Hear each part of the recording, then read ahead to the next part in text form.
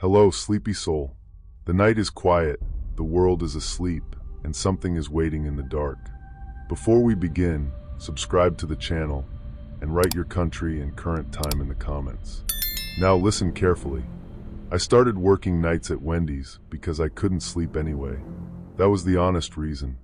The official reason was money, gas, community college applications, helping my mom after we moved into the apartment above the laundromat on Ridge Avenue, where the dryers shook the floor until midnight and the refrigerator hummed like it was trying to remember a song. But really, I took the closing shift because night already belonged to me. After my parents split, my father stayed in the old house with the porch light and the good mailbox. My mother and I took the apartment with yellow walls and a window facing a brick alley. I learned the sound of loneliness there. Rain tapping the glass, sirens far away, a phone buzzing at 2 a.m. with nothing on the screen. My mother called it rebuilding. I called it being awake. The Wendy sat at the edge of town beside a closed mattress store and a 24-hour gas station. At night, the red sign reflected in puddles like a wound that wouldn't close. The drive-thru lane curved around the building, past the menu board, past the speaker, past the second window where the warm air smelled like fries, bleach, and old oil. I was 17, too young to feel as tired as I did. On my third week, I met Mr. Voss. Everyone called him Ray. He was the closing manager. Mid-40s, calm voice, neat gray beard. The kind of man who remembered your schedule, your favorite soda, whether you liked people standing too close. You're good at listening, he told me one night while we wiped counters under buzzing fluorescent lights. I shrugged. I just don't talk much. That's usually what listening is. He smiled like he understood something about me. At first, that felt safe. Ray never snapped, never rushed me. When the fryer alarm screamed, he reached past me gently and turned it off. When customers got rude, he stepped in with a soft apology and a colder stare. You don't have to absorb everybody's mood, he told me. No adult had ever said that to me before. I wanted to believe him. Maybe that was why I ignored the first strange thing. It happened after closing, 12:38 a.m. Rain had been falling all night, thin and silver, making the parking lot shine. The dining room lights were off. The last cars had pulled away. I was in the headset, sweeping near the register, when the drive-thru speaker crackled. Static, then a woman's voice. Soft, wet with panic. Can I get a number 6, no pickles, small Sprite? I froze. The broom stopped in my hand. The kitchen fan hummed above me. Hello, I said. Static breathed back. Then the voice came again. You forgot me. I looked at the camera monitor. Drive-thru lane empty. No headlights. No car. Just rain falling through the red glow of the sign. I pulled off the headset, so fast it hit the counter. Ray looked up from the office doorway. What is it? There's someone at the speaker. He glanced at the monitor. No one's there. I heard her. He walked over slowly, took the headset, listened. Nothing. Only the soft electric hiss of the system. Ray handed it back. These old speakers pick up weird signals. Truck radios. Police bands. Baby monitors sometimes.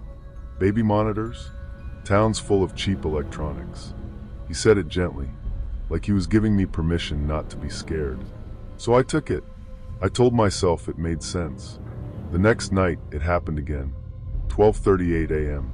Same static. Same order. Number 6. No pickles. Small Sprite. Then the pause. You forgot me. This time, I checked the camera first. Empty lane. Rain on asphalt. Fog curling around the menu board. The gas station sign blinking across the street. I didn't tell Ray immediately. I waited. I listened to the fryer cooling, the ice machine knocking once in the dark, the distant music from someone's car passing on the road. Then my phone buzzed. Unknown number. A voice note. I should not have opened it, but fear makes curiosity feel like duty. The recording played through my speaker. The same woman's voice. Closer now, like she was standing behind me. You forgot me. I dropped the phone. Ray appeared at the end of the hall. You all right, Eli? No one at work called me Eli. My name was Elijah. Eli was what my mom called me when I was little, before the divorce, before every conversation at home became careful. I stared at him. How did you know that name? Ray's expression barely moved. You told me. No, I didn't. A small silence opened between us. Then he smiled. Maybe your paperwork. Emergency contact form. Your mother wrote it, I think. I wanted to believe that too. Maybe I was overthinking. Maybe I was tired. By the fifth night, I had started recording. I kept my phone face down near the headset station. The restaurant, after closing, became a machine of small sounds. The drink cooler humming, the floor creaking near the freezer, rain tapping the drive-thru window, my own breathing too loud inside the headset. 12:38. Static. Can I get a number 6, no pickles, small Sprite? Her voice shook on the word Sprite, like she was trying to sound normal for someone who wasn't listening. You forgot me. This time there was something after it. A thud. Not loud. Just enough. Then a faint tapping. 3 taps. Pause. 3 taps. I checked the camera. Empty. But the menu board microphone light was on. Someone was triggering it. Not a ghost. Not a malfunction. A person. The next afternoon, I came in early and asked Jenna, the assistant manager, where old security footage was stored. She was 22, tired in a pretty way, with chipped black nail polish and a voice like she had stopped expecting people to be honest. Why? She asked.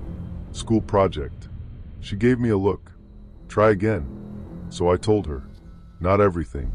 Just enough. She didn't laugh. Her face changed. The woman, she said. My mouth went dry. You know, Jenna looked toward the office. Ray wasn't there yet. People used to talk about it. Years ago. Before I worked here. Storm night. Woman in the drive-thru. Her car stalled near the speaker. Phones down. She kept pressing the call button, yelling through the box. Staff thought it was a prank. What happened? Jenna's eyes moved away. She didn't make it out. She said it softly. No drama. That made it worse. We found the old footage on a dusty DVR system in the back office, behind folders, receipt paper, and a dead router with blinking lights that no one had unplugged. The system was ancient. Gray menus. Time stamps burned into the corner. Jenna knew the year. She wouldn't say how. We clicked through storm footage until the screen filled with rain. The drive-thru lane appeared in black and white. A car sat crooked near the speaker. Hazard lights blinking. The woman inside leaned toward the window, waving. The employees inside laughed at first. One of them tapped the headset and shook his head. Another pointed at the camera. Then they turned away. The woman kept pressing the call button. The audio was damaged, but pieces came through. Please. Can hear me. Forgot me. My stomach turned cold. Then I saw him. Younger. No beard. Same calm posture. Ray Voss, standing by the fryer, removing his headset and setting it on the counter. He looked directly at the monitor. Directly at her. Then he walked away. Jenna whispered, "Oh my God." The office door creaked behind us. Ray stood there. Neither of us moved. The DVR hummed. Rain tapped the small office window. Ray looked at the screen, then at me. His face did not show panic. Only disappointment. You shouldn't dig through old things, he said. Jenna stepped back. Ray. He lifted one hand gently. Go home, Jenna. She didn't move. His eyes stayed on me. Elijah understands what old things can do to a person. That was when my phone buzzed. A text from my mother. Except it wasn't from my mother. The number was hers. The words weren't. Don't stay late tonight, Eli. I worry when you don't answer. Asterisk asterisk. I looked at Ray. He smiled faintly. You should check your privacy settings. The next hour became a blur of small invasions. Jenna called the police from the bathroom. I tried to send the footage to myself, but the Wi-Fi went down. My phone kept buzzing with voice notes from unknown numbers. My mother's voice. My father's voice. Even mine. AI copies made from social media clips, old voicemail greetings, school videos. Eli, come outside. Eli, answer me. Eli, you always overreact. Ray had built a net around me before I knew I was inside it. Fake profiles had followed me for weeks. One account pretended to be a girl from another school who liked my photos and asked what time I got off work. Another had messaged my mom about employee safety.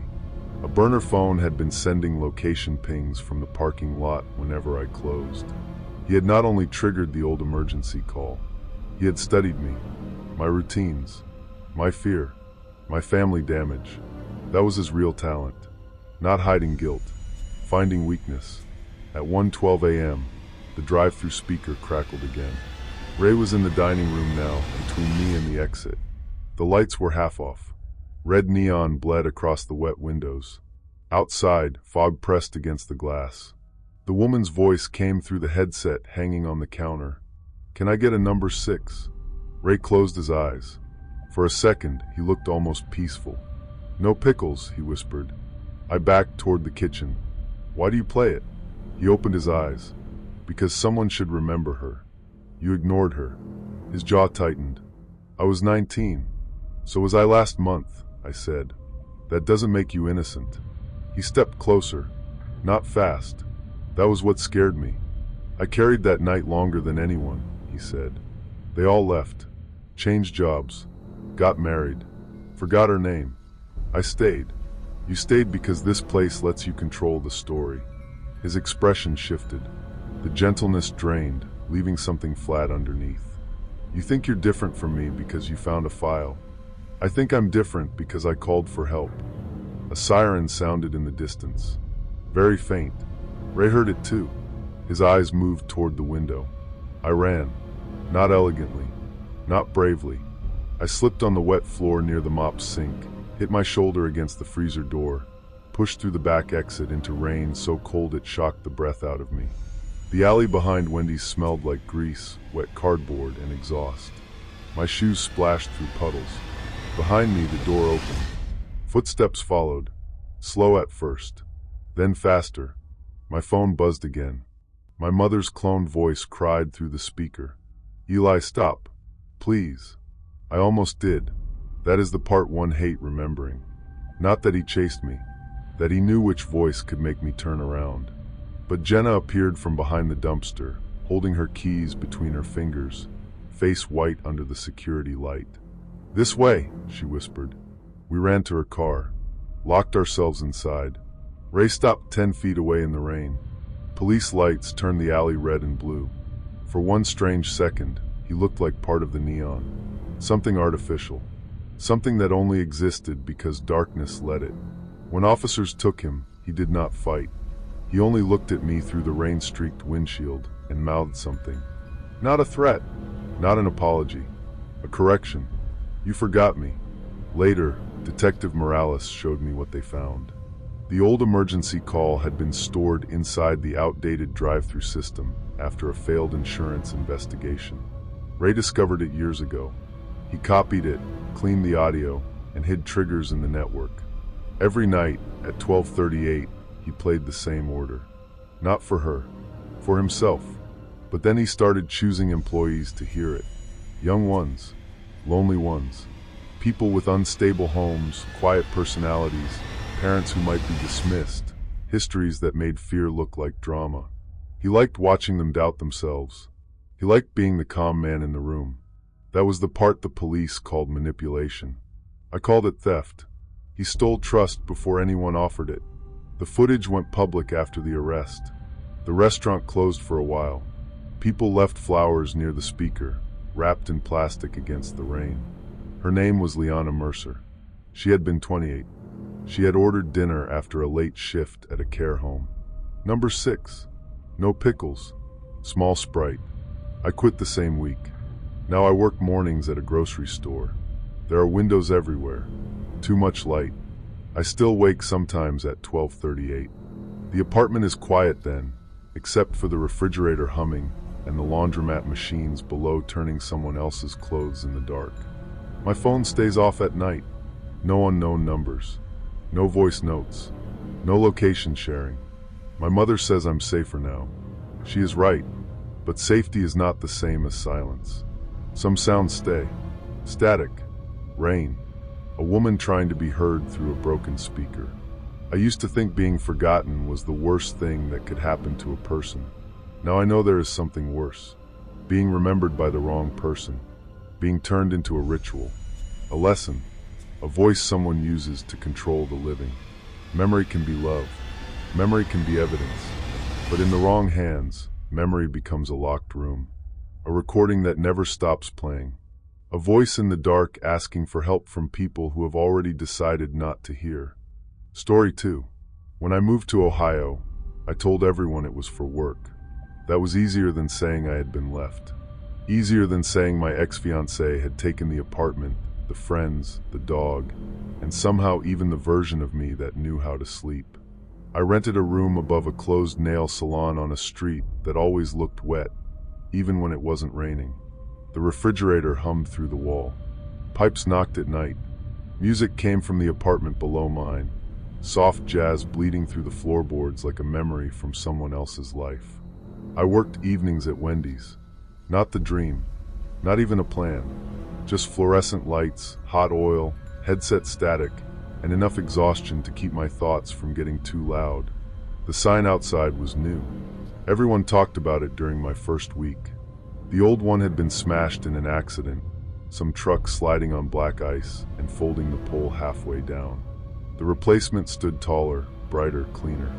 Red hair, blue dress, white collar, that permanent smile floating above the parking lot. At night, when rain fell over the drive-thru lanes, neon reflected in the puddles and made her face ripple. The first time I noticed her expression change, I was taking out trash. It was after midnight. The city was cold and silver. Rain tapped the dumpster lid. Distant sirens faded behind the shopping plaza. I looked up. The girl on the sign was smiling. Then she wasn't. Not dramatically. Not like a horror movie. Her mouth just looked tired. Her eyes seemed lower. Older. I stood there holding 2 bags of garbage, breathing steam into the dark. Behind me, the back door opened. "You okay?" Her name was Mara. She had started the same week I did.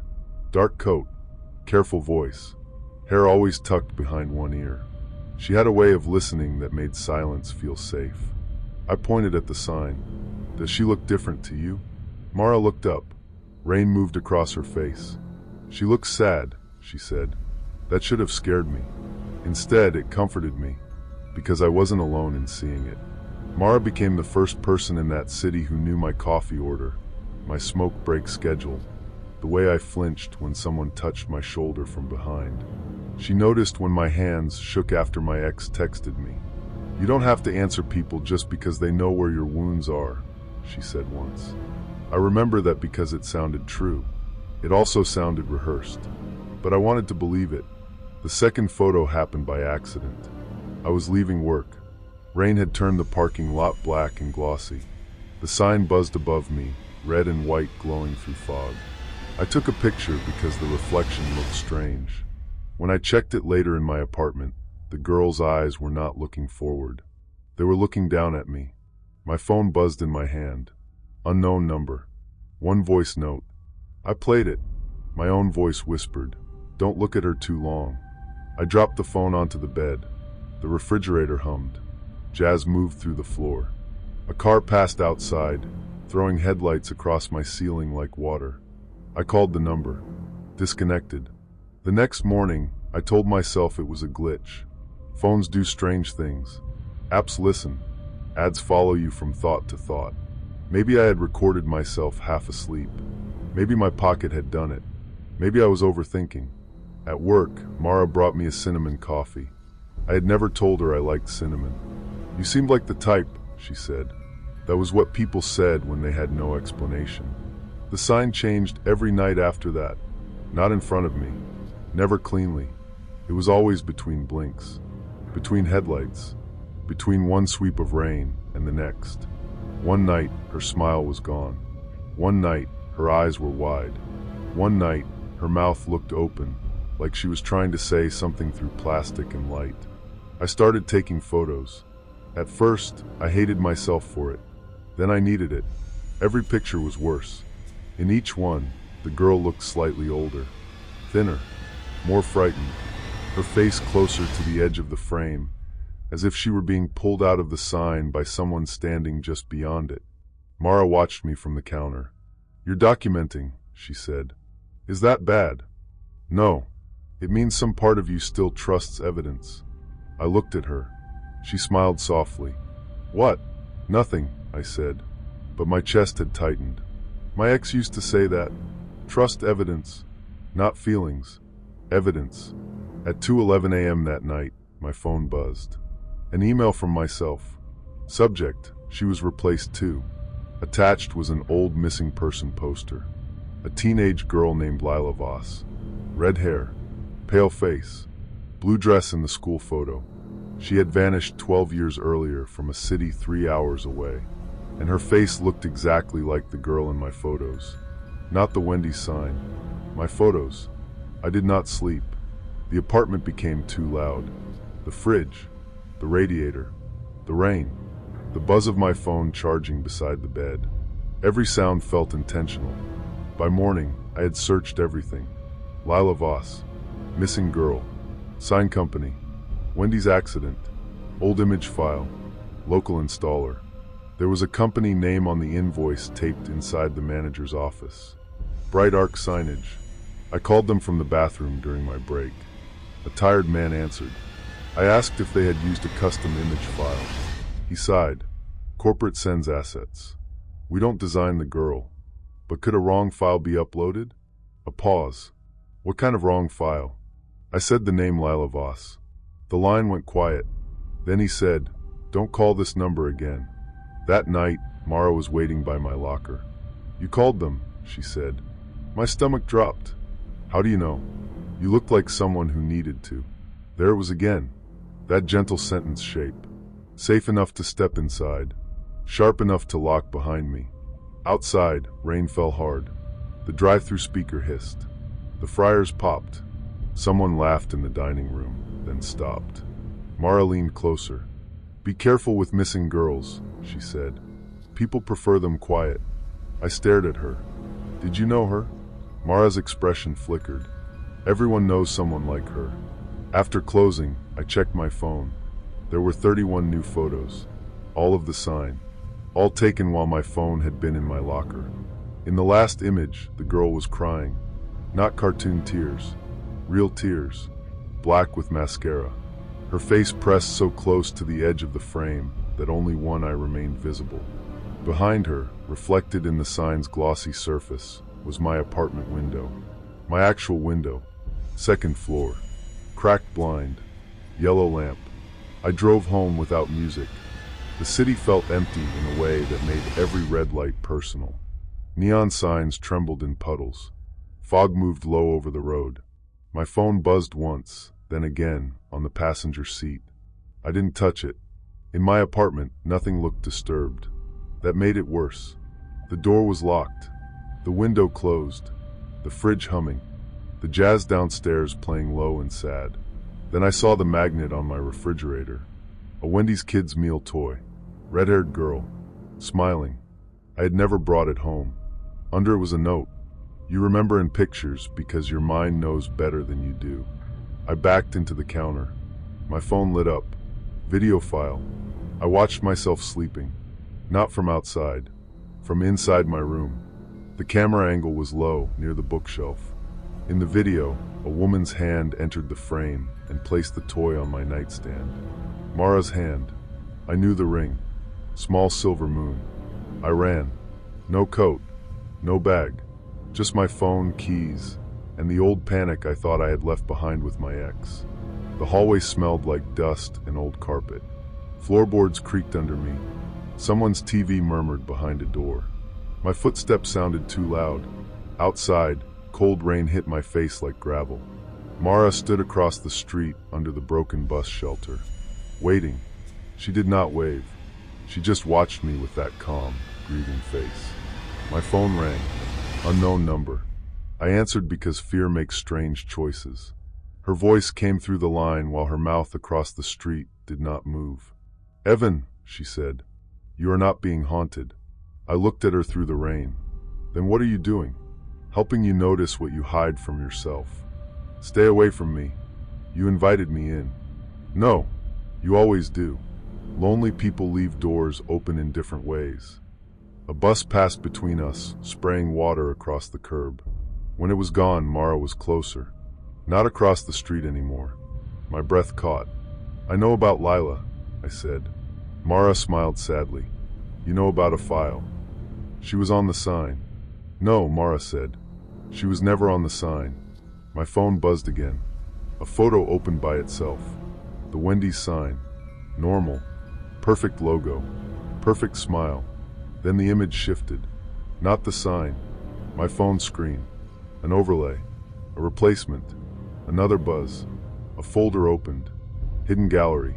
Hundreds of photos. Lila's face in parking lots. Lila's face in mirrors. Lila asleep on a train. Lila standing outside my old apartment. Photos I did not remember taking. Photos from years before I moved to Ohio. Metadata with my old phone model. My old city. My old street. My hands went numb. No, I whispered. Mara's voice softened. That's the first honest thing you've said. The police later told me the gallery had been planted. Some images were real crime scene evidence from the Voss case. Some were scraped from archived news footage. Some were AI reconstructions. Some were taken from my own cloud backups and blended with her face. The phone had been compromised before I ever started at Wendy's. Before Mara. Before Ohio. A fake dating profile I matched with after my breakup had sent me a voice note. I saved it. Opened it. Trusted it. That was the door. After that, someone had my location, my photos, my microphone, my habits, my grief. Mara's real name was not Mara. She was part of an online group obsessed with missing person cases. Not advocates, not detectives, collectors. They built stories around victims, inserted strangers into them, watched people unravel, then archived the process. Lila Voss was one of their favorites. I was not their first. Mara had chosen me because I was isolated, newly single, easy to shame, easy to convince that my memory could not be trusted. She had never needed the sign to change. Only my phone. Only my fear. Only my need for a witness. The climax was not cinematic. There was no chase through lightning. I walked into the gas station across the street because it was bright and full of cameras. Mara followed me inside like a concerned friend. "Evan," she said gently. "You're confused." The clerk looked up. I put my phone on the counter. "Call the police," I said. Mara smiled at him. "He's having an episode." Her voice was perfect. Calm. Embarrassed for me. Protective. The old script. But the clerk was a woman with tired eyes and no patience for pretty explanations. She picked up the phone. Mara turned to leave. 2 officers arrived before she reached the door. She did not fight. She only looked at me through the glass and said, "You'll miss having someone understand you." I almost answered. That scared me most. Weeks later, detectives found equipment in her apartment. Burner phones, fake profiles, voice models, remote access logs, printed photos of me entering work, leaving work, buying groceries, sitting alone in cafes. Notes about my sleep, my ex, my mother's song, my cinnamon coffee. On one wall were screenshots of victims. Not dead, living, ruined slowly. Studied until they began to doubt the private borders of their own minds. The Wendy's sign was inspected. Normal. Plastic. Wiring. Corporate-approved artwork. Just a smiling girl above a parking lot. Nothing more. That should have comforted me. It didn't. I still work nights sometimes, though not there. I changed my number. Deleted my accounts. Covered cameras. Bought a cheap alarm for my door. My apartment is quieter now. Different building. Different street. Same city rain. The refrigerator still hums. Phones still buzz late in neighboring rooms. Neon still reflects in windows and makes faces where there are none. Sometimes I pass a Wendy's and look away. Not because I think the girl is watching. Because I know how easily a person can be turned into an image. How grief can become a password. How loneliness can make surveillance feel like intimacy. Trust is not the absence of fear. Privacy is not paranoia. An obsession does not always arrive shouting from the dark. Sometimes it brings coffee. Sometimes it remembers your favorite song. Sometimes it stands beside you in the rain and says, very softly, that it sees what no one else can. The most dangerous monsters do not steal your face. They teach you to stop recognizing it. Story 3. The first thing I learned after leaving Marcus was how loud silence could be. My new apartment sat above a closed nail salon on the edge of the city, where the rain made the windows tremble and neon from the liquor store bled red across the ceiling at night. The refrigerator hummed like a tired animal. Pipes clicked in the walls. Footsteps moved above me when no one lived upstairs. I told myself old buildings made old sounds. I had become good at explaining things away. That was what emotional abuse did to you. It trained you to distrust your own alarm system. Marcus never had to yell. He only had to look disappointed. He only had to ask why I was being difficult. By the end, I apologized before I knew what I had done. So when I moved cities, changed my number, deleted my profiles, and took the closing shift at a Frosty's off Route 9, I told myself I was rebuilding. A name tag, a paycheck, a locked door, small things that proved I still existed. The restaurant looked harmless in daylight. Red plastic booths, sticky floors, families ordering fries, teenagers laughing too loudly under fluorescent lights. At night, it became different. The drive-thru speaker hissed in the dark. The ice machine groaned. Rain tapped against the windows while headlights slid over the tiles like searchlights. And the Frosty machine never stopped humming. Even after closing, even after we cleaned it, even after we unplugged it. The first cup appeared on a Tuesday. Tasha found it at 12:14 a.m., sitting perfectly centered under the dispenser. Vanilla, no lid, a name written in red marker. Miguel, 12:30. Tasha laughed because fear sometimes comes out wearing the wrong face. Miguel, you got a secret admirer? Miguel looked at the cup and did not smile. That's not funny. Who did it? No one answered. There were 4 of us closing that night. Me, Tasha, Miguel, and Rena. We had all been in the front. The office camera was dead. The back door was locked. Miguel threw the cup away. At 12:30, his phone buzzed. He read the message and went still. What is it? I asked. My mom, he said, but his voice had changed. He left through the back door. He never came back. The next morning, the manager showed us an email from Miguel's account. I quit.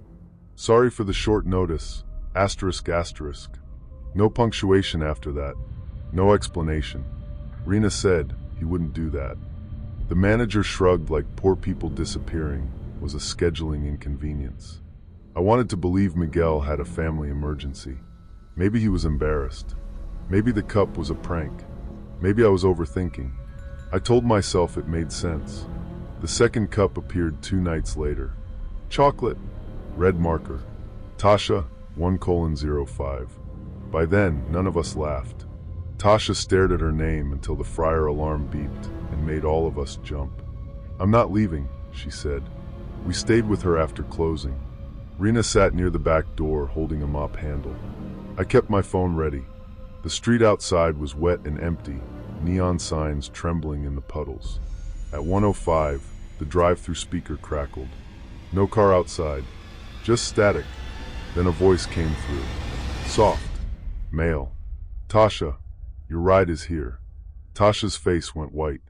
The voice sounded like her brother. She ran to the window. No one was there. Her phone buzzed. A voice note. She played it before I could tell her not to. Tash, please. Just come outside. Don't make this harder. Her brother's voice. Exact. Breath. Accent. The little tired drag on her name. But her brother was deployed overseas. We called him. He answered from a military barracks, confused and half asleep. Tasha went home with Rena that night. The next morning, another email came. I'm done. Don't contact me, asterisk asterisk. From Tasha's account. Her phone was off. Her mother came to the restaurant crying quietly into a tissue. The police took a statement. They looked at the cup photos. They looked at us. Then they asked if Tasha had been stressed. That was when Adrian came in. He was the new assistant manager, transferred from another store.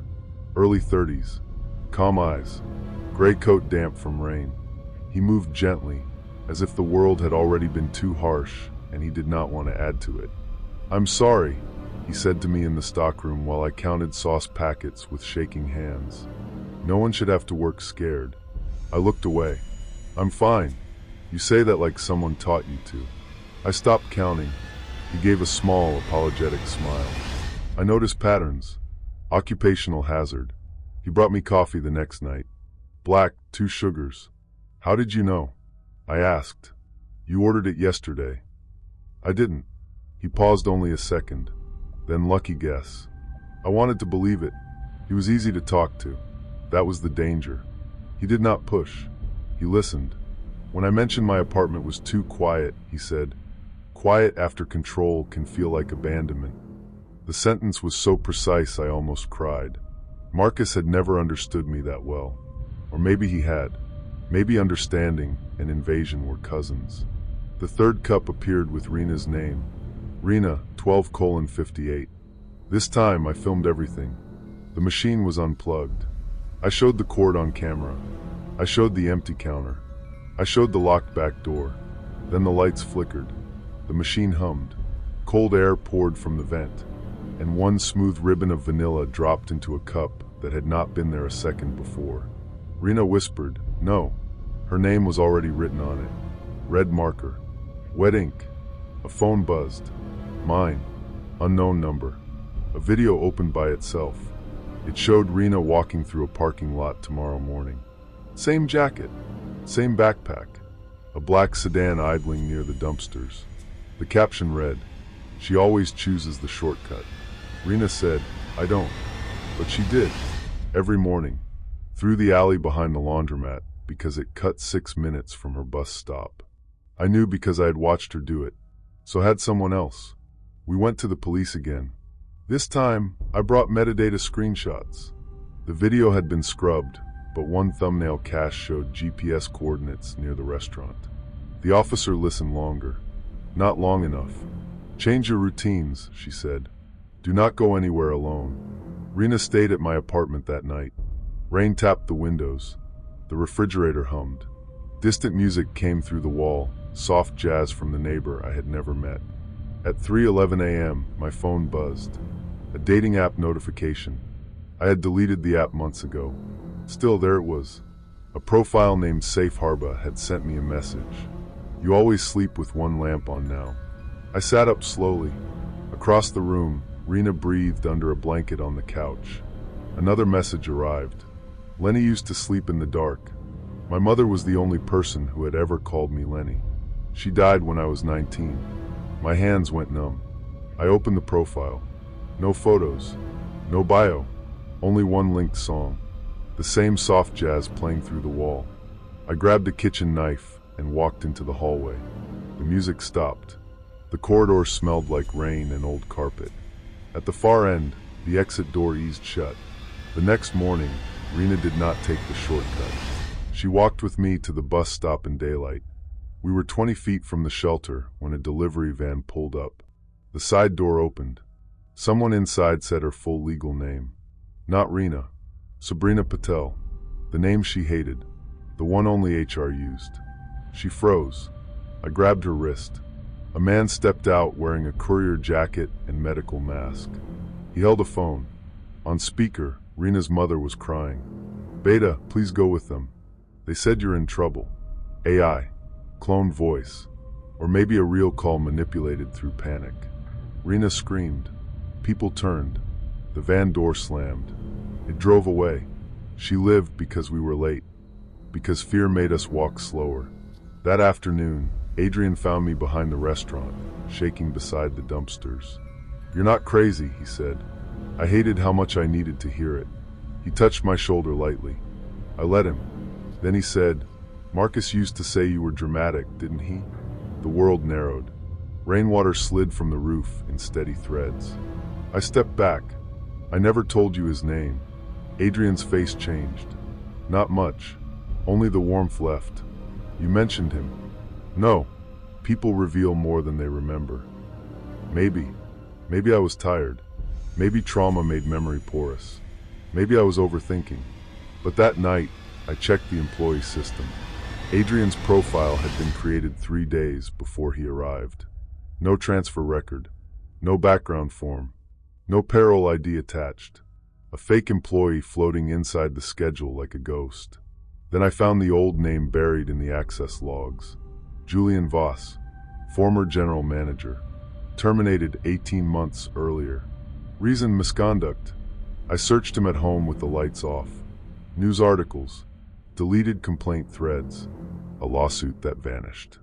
A Reddit post from a former employee claiming Julian had games for closing crews. He made people compete for shifts. Made them answer personal questions for schedule priority. Collected passwords. Followed employees online. Called it team knowledge. One photo loaded slowly. Julian Voss standing beside the Frosty machine. Same eyes as Adrian. Different beard. Different hair. Same calm. My phone buzzed. A voice note from Noah, my brother. Except Noah had been asleep across the country.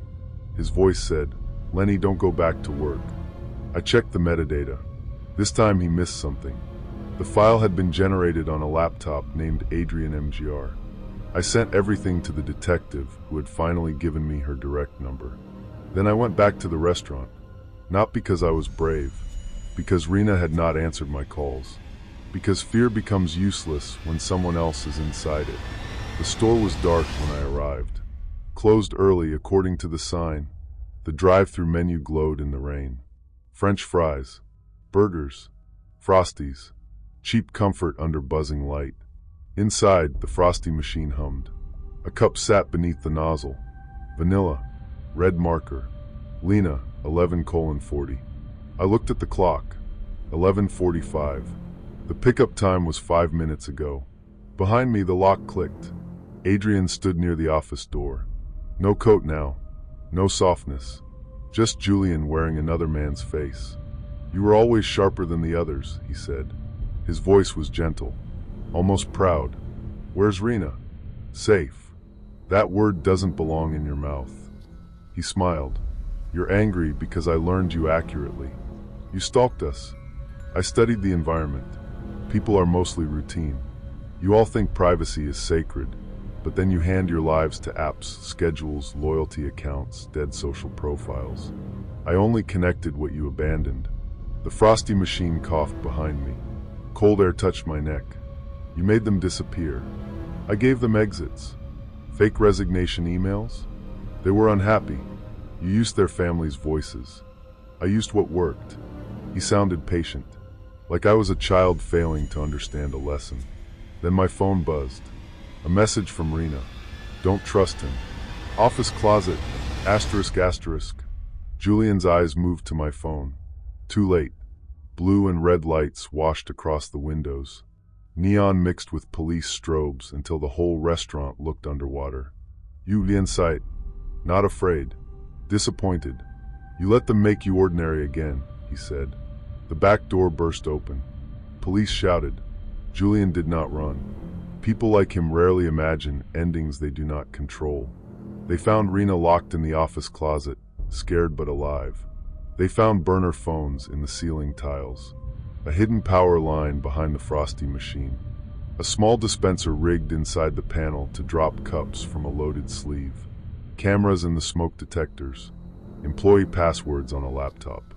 Drafted resignation emails. Fake dating profiles. Voice models trained on public videos, voicemail greetings, Instagram stories, old TikToks. Miguel and Tasha were found 2 days later in a rented storage office across town. Frightened, dehydrated, alive, Julian had not needed ghosts. Only access, only patience, only the belief that people were puzzles he had the right to solve. The restaurant closed after that. For repairs, they said. For investigation.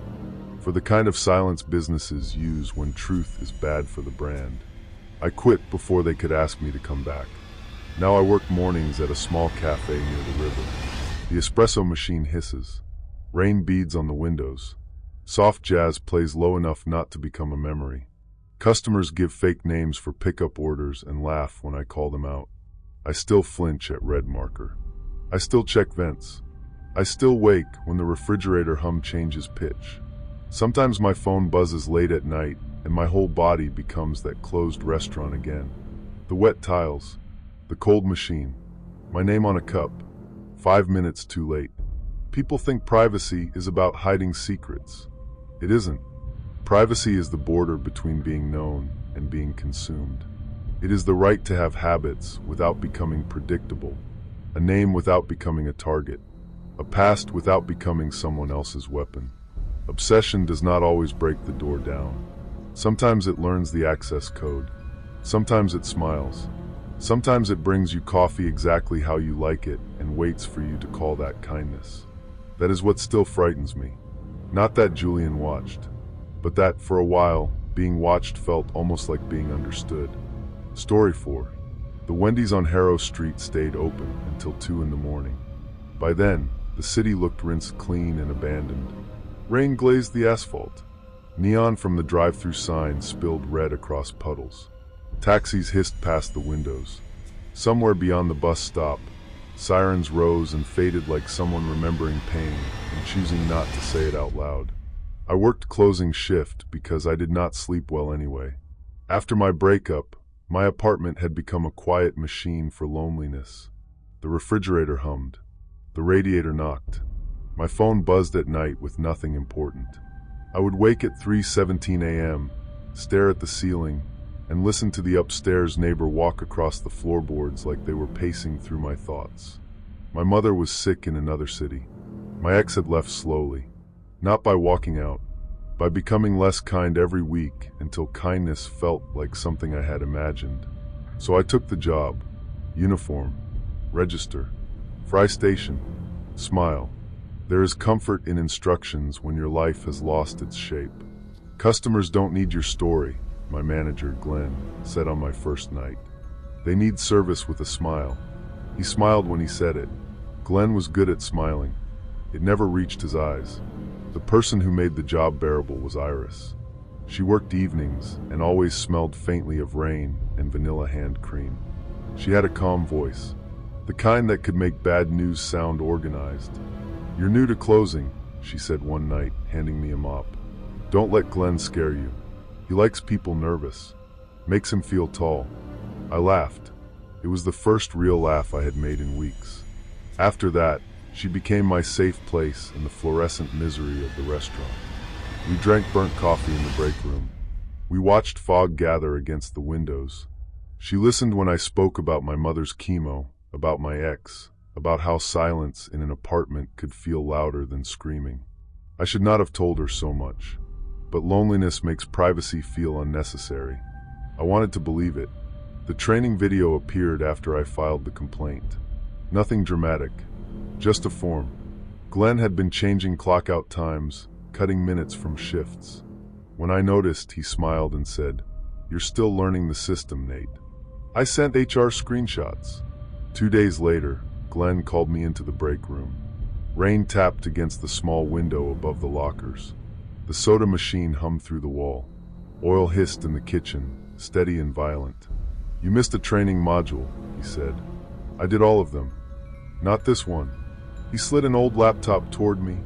On the screen was a video file. Service with a Smile, 1998.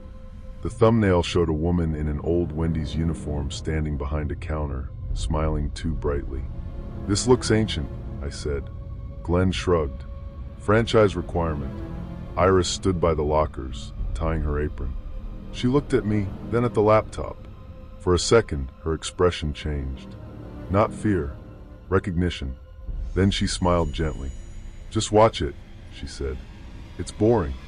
I told myself she was trying to help. Maybe I was overthinking. The video began with static. Then soft jazz played. Not the cheerful corporate music you expect. Something low and slow. A trumpet in a smoky room. The image flickered into a training kitchen with beige walls and a red counter. A man in a visor faced the camera.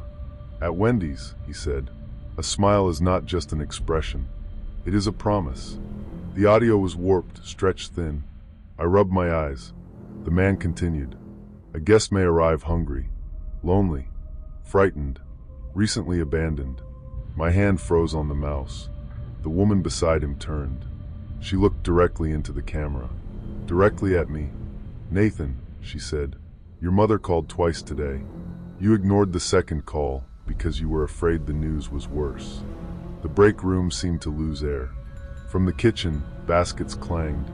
Someone laughed near the front counter. The world kept going. I paused the video. My phone buzzed. A text from my mother. Asterisk just checking in, sweetheart. No pressure, asterisk. My mouth went dry. I played the video again. The woman's smile widened. You always read the message first, then wait 4 minutes before answering. You think delay makes fear smaller. I slammed the laptop shut. Glenn came in 20 minutes later. Done. What the hell was that? He blinked. Calm. Blank. What? The video. Service with a smile. It said my name. He stared at me long enough for me to feel stupid. Then he opened the laptop. The file was gone. No video. No folder. Nothing. Glenn sighed. Nate, stress can make people interpret things. I knew that tone.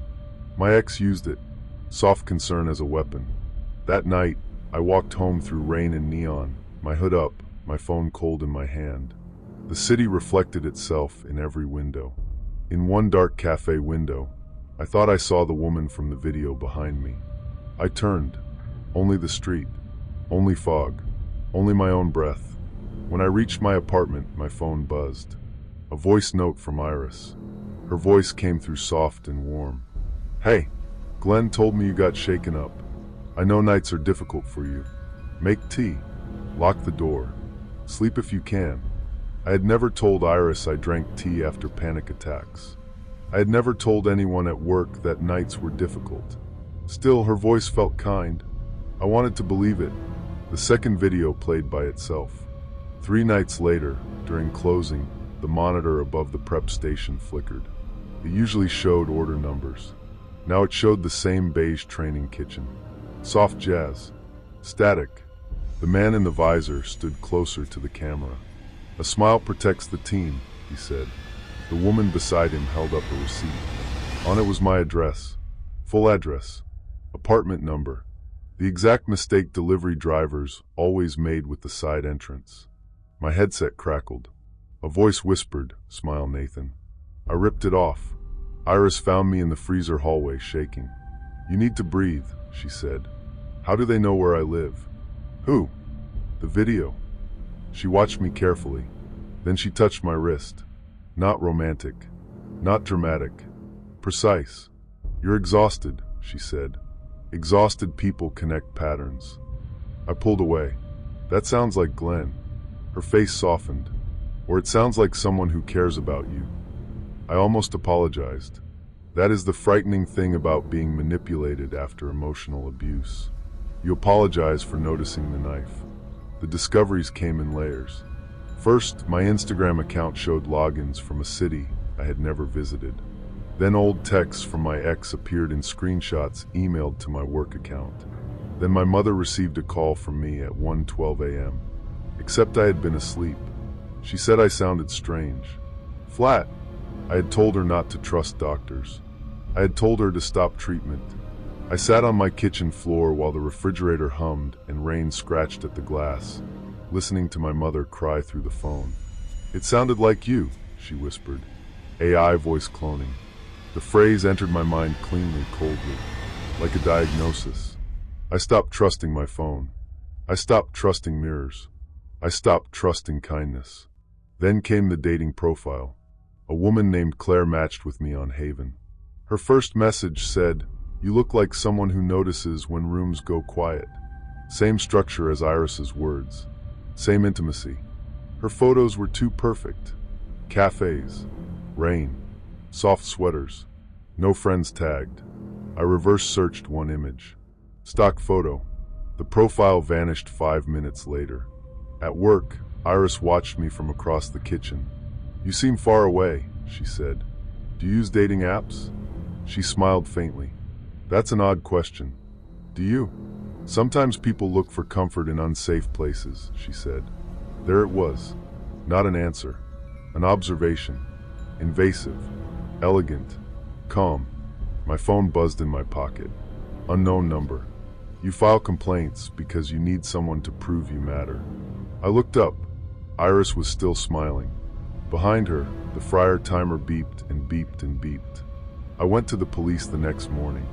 The officer at the front desk looked tired. I showed emails, screenshots, login alerts, the voice note my mother received, the missing video files. He did not laugh. That helped. But he said, "We need something traceable." Traceable, as if fear leaves fingerprints. So I made it traceable. I bought a cheap camera and hid it in my locker. I recorded the break room. I saved network logs from the old laptop when Glenn forced me to retake the module. I stopped deleting anything. I forwarded every message to a new email only I knew. The final video came on a Thursday. The restaurant was empty except for rain, neon, and the hum of machines waiting to be cleaned. Glenn told everyone else to leave early. Iris stayed. "She'll close with you," he said. The break room smelled of old fries and wet coats. The laptop sat open on the table. Service with a smile. Final review. Iris stood behind me. "You don't have to watch," she said softly. "Then why are you here?" "To make sure you understand." I pressed play. Static. Soft jazz. The training kitchen appeared. The woman in the old uniform smiled. "Nathan," she said, "you have been difficult but not unusual. Employees under stress often confuse correction with cruelty." The image cut. Now it showed me, from behind, sitting in the break room, watching the video, in real time. My shoulders, my uniform, Iris standing behind me. My blood went silent. The camera angle was from the smoke detector above the lockers. I turned slowly. Iris did not move. Her face was calm, almost sad. "You were never supposed to get this far," she said. "Who are you?" She exhaled. "Iris is just the name that worked with you." The door opened. Glenn stepped in. No smile now. Behind him stood a man I had seen only once, in a company email. Regional Operations Consultant. Mason Vell. He carried a tablet. "You damaged morale," Mason said. "You encouraged others to complain. That creates liability. By torturing workers?" He tilted his head. "Torture is dramatic. This is behavioral correction." I laughed once. It sounded broken. Mason looked genuinely curious. "You experienced targeted reflection. We used data you provided voluntarily. Social media, staff records, emergency contacts, old messages from breached databases. Voice models are not magic, Nathan. They are just mirrors with better memory." Iris moved closer. "You wanted someone to see you," she said. "We did." The police entered through the back door because I had left it unlocked. Not brave, prepared. My hidden camera had been streaming to the officer who finally believed me. Glenn tried to run through the kitchen and slipped near the fryer station. Mason raised both hands, calm to the end. Iris looked at me, and for the first time, her face showed anger.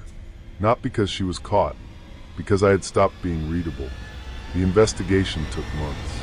It was not corporate, they said. Not officially. A private contractor. A small ring. A retention intervention program, sold quietly to franchise owners with too many complaints and too much turnover. They used stolen data, fake profiles, burner phones, cloned voices, workplace cameras, metadata, and psychological profiling. There were others. A cashier who quit after hearing her dead father's voice through the drive-thru headset. A cook who received videos of himself sleeping. A shift lead who started doubting whether her own memories were real. All workers, all tired, all replaceable enough to be experimented on. I left Wendy's after that. For a while, I could not hear soft jazz without tasting metal. I could not sit with my back to a room. I could not answer voice notes. My mother and I made a rule. No important conversations unless we used a phrase only we knew. At night, my apartment was still quiet. The refrigerator still hummed. Rain still tapped the windows. But silence no longer felt empty. It felt like something I had reclaimed. I think about Iris sometimes, or whatever her name was.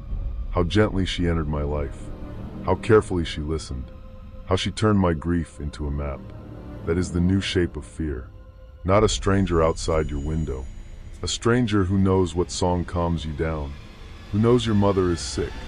Who knows the words you typed when you thought no one was watching. Privacy is not about having something to hide. It is about having a self no one else is allowed to edit. Trust is not access. Love is not surveillance. And a smile, I learned, can be a uniform too. Something worn by people who want you calm while they reach for the lock. Story 5. The woman always came at 11:58, 2 minutes before closing. Not 11:57, not midnight, always 11:58. I worked the drive-thru window at the Wendy's on Route 19, the one wedged between a closed laundromat and a gas station with flickering blue pumps. At night, the place looked like it was floating in rainwater, red neon bleeding across the pavement, fog curling around the menu board, the hum of fryers dying slowly behind me. I had moved there after the breakup. That is the clean version. The honest version is that I ran. Megan had called me exhausting. Too quiet, too damaged. A man built out of apologies. After she left, my apartment became unbearable. The refrigerator hummed. The pipes knocked inside the walls. My phone stayed silent except for banking alerts and dating app notifications from women I never answered. So I took the night shift. There is comfort in fluorescent light, in routine, in being useful to strangers who never ask who hurt you. The first night the woman came, rain tapped the drive-thru window like fingernails. Her car rolled up slowly, old silver sedan, one headlight dimmer than the other. Driver's side window lowered with a tired electric whine. She was maybe 40, maybe younger, worn older by grief. Dark coat, wet hair tucked behind one ear, a wedding ring on a thin finger. She looked at the empty passenger seat before looking at me. 2 number ones, she said. No onions on one, extra pickles on the other. Her voice was calm, too calm for that hour. Drinks, 1 Coke, 1 coffee. I looked at her. Coffee machines already cleaned. She smiled faintly. He always said that was how you knew a place was closing. I thought she was talking to me. Then she turned toward the passenger seat. See, I told you. There was nobody there. I gave her the food. She paid cash. Exact amount. No receipt. Before she drove away, she whispered, almost. The second night, she came again. 11:58. Same order, same car, same rain, though the sky had been clear 10 minutes before. This time I noticed the music, soft jazz playing from inside her car, trumpet and piano, low and distant, like it came from another room in another year. She looked tired. Long night? I asked. She studied me through the window. You're new. 3 weeks.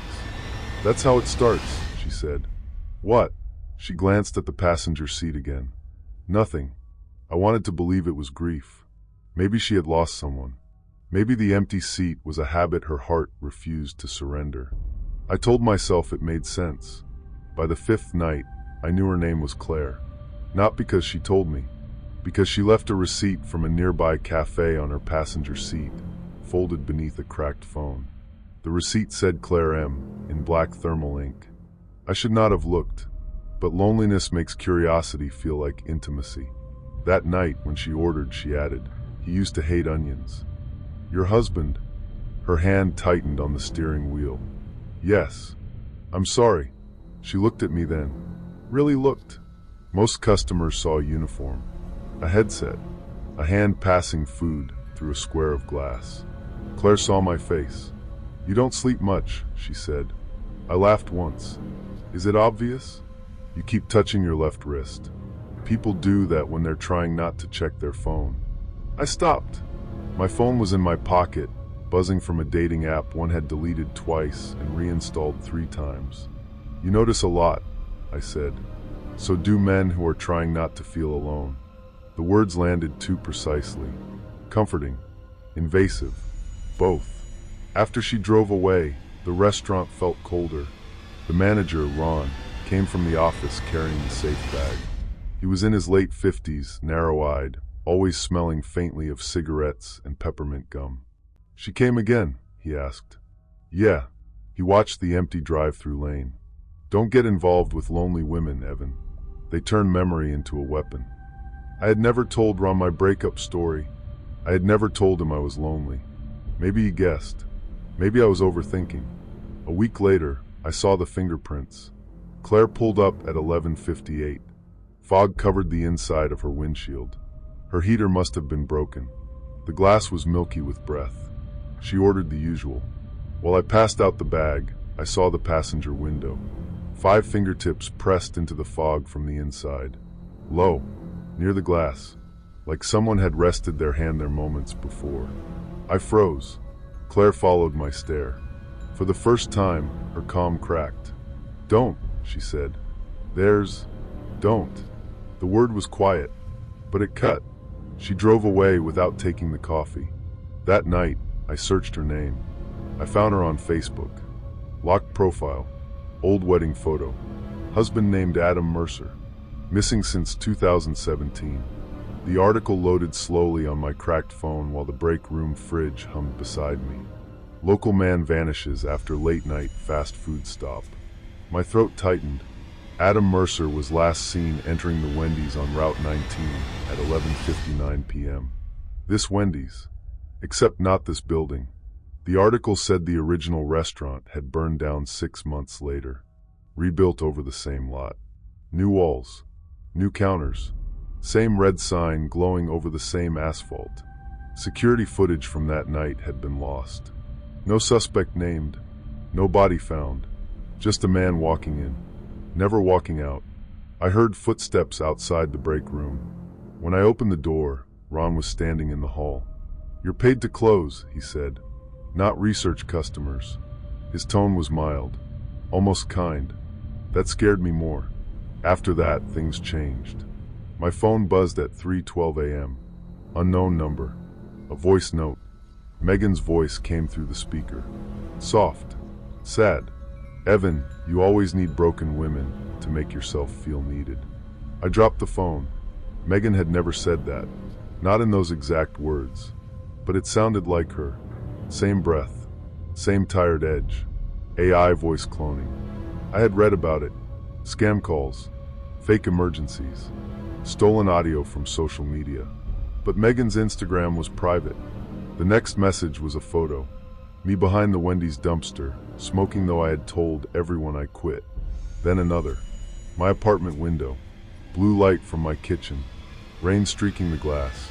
The text beneath it said, "Stop asking about Claire." I wanted to believe it was a prank. A co-worker. Ron being weird. Some local creep. I told myself it made sense. Then a fake profile matched with me on a dating app. Her name was Lily. No bio. One photo. A cafe window blurred by rain. Her first message said, "You like women who disappear." I deleted the app. At work, the cameras started glitching whenever Claire arrived. 11:58. Static. Then her car at the window. No footage of the approach. No plate. Ron said the system was old. But the timestamp changed too. Always missing exactly 2 minutes. At closing, I checked the office computer while Ron counted drawers. The security software had remote access enabled. Usernames. Admin logs. One login repeated every night. R Mercer_archive. Mercer. Claire's married name. I clicked before I could stop myself. A folder opened. Old footage. Scanned newspaper clippings. Photos of Claire at gas stations, cafes, outside a therapist's office. Audio files labeled by date. There were other folders too. Other women. Other names. Women who came through the drive-thru late. Women who paid cash. Women alone in cars with child seats, work badges, bruised silence. Ron appeared behind me. His reflection formed on the dark monitor before I heard him breathe. "You shouldn't have opened that." I turned slowly. "Who was Adam Mercer?" Ron smiled. Not wide. Just enough. A man who wanted to leave his wife. "You knew him?" Everyone knows everyone in a small town. Eventually, he stepped closer. The office smelled of warm electronics and floor cleaner. "You think Claire is haunted," he said. "That's sweet. What happened to him?" Ron tilted his head. "She comes here because memory is unreliable. She thinks if she repeats the night enough, she'll find the missing frame. And will she? She already did once." His voice softened. "Then I helped her forget." My stomach went cold. The impossible detail was not the fingerprints, not the empty seat. It was Claire's rehearsal. Every night, she came back trying to recover what Ron had buried under routine, intimidation, and years of carefully edited fear. Adam had not vanished because of a ghost.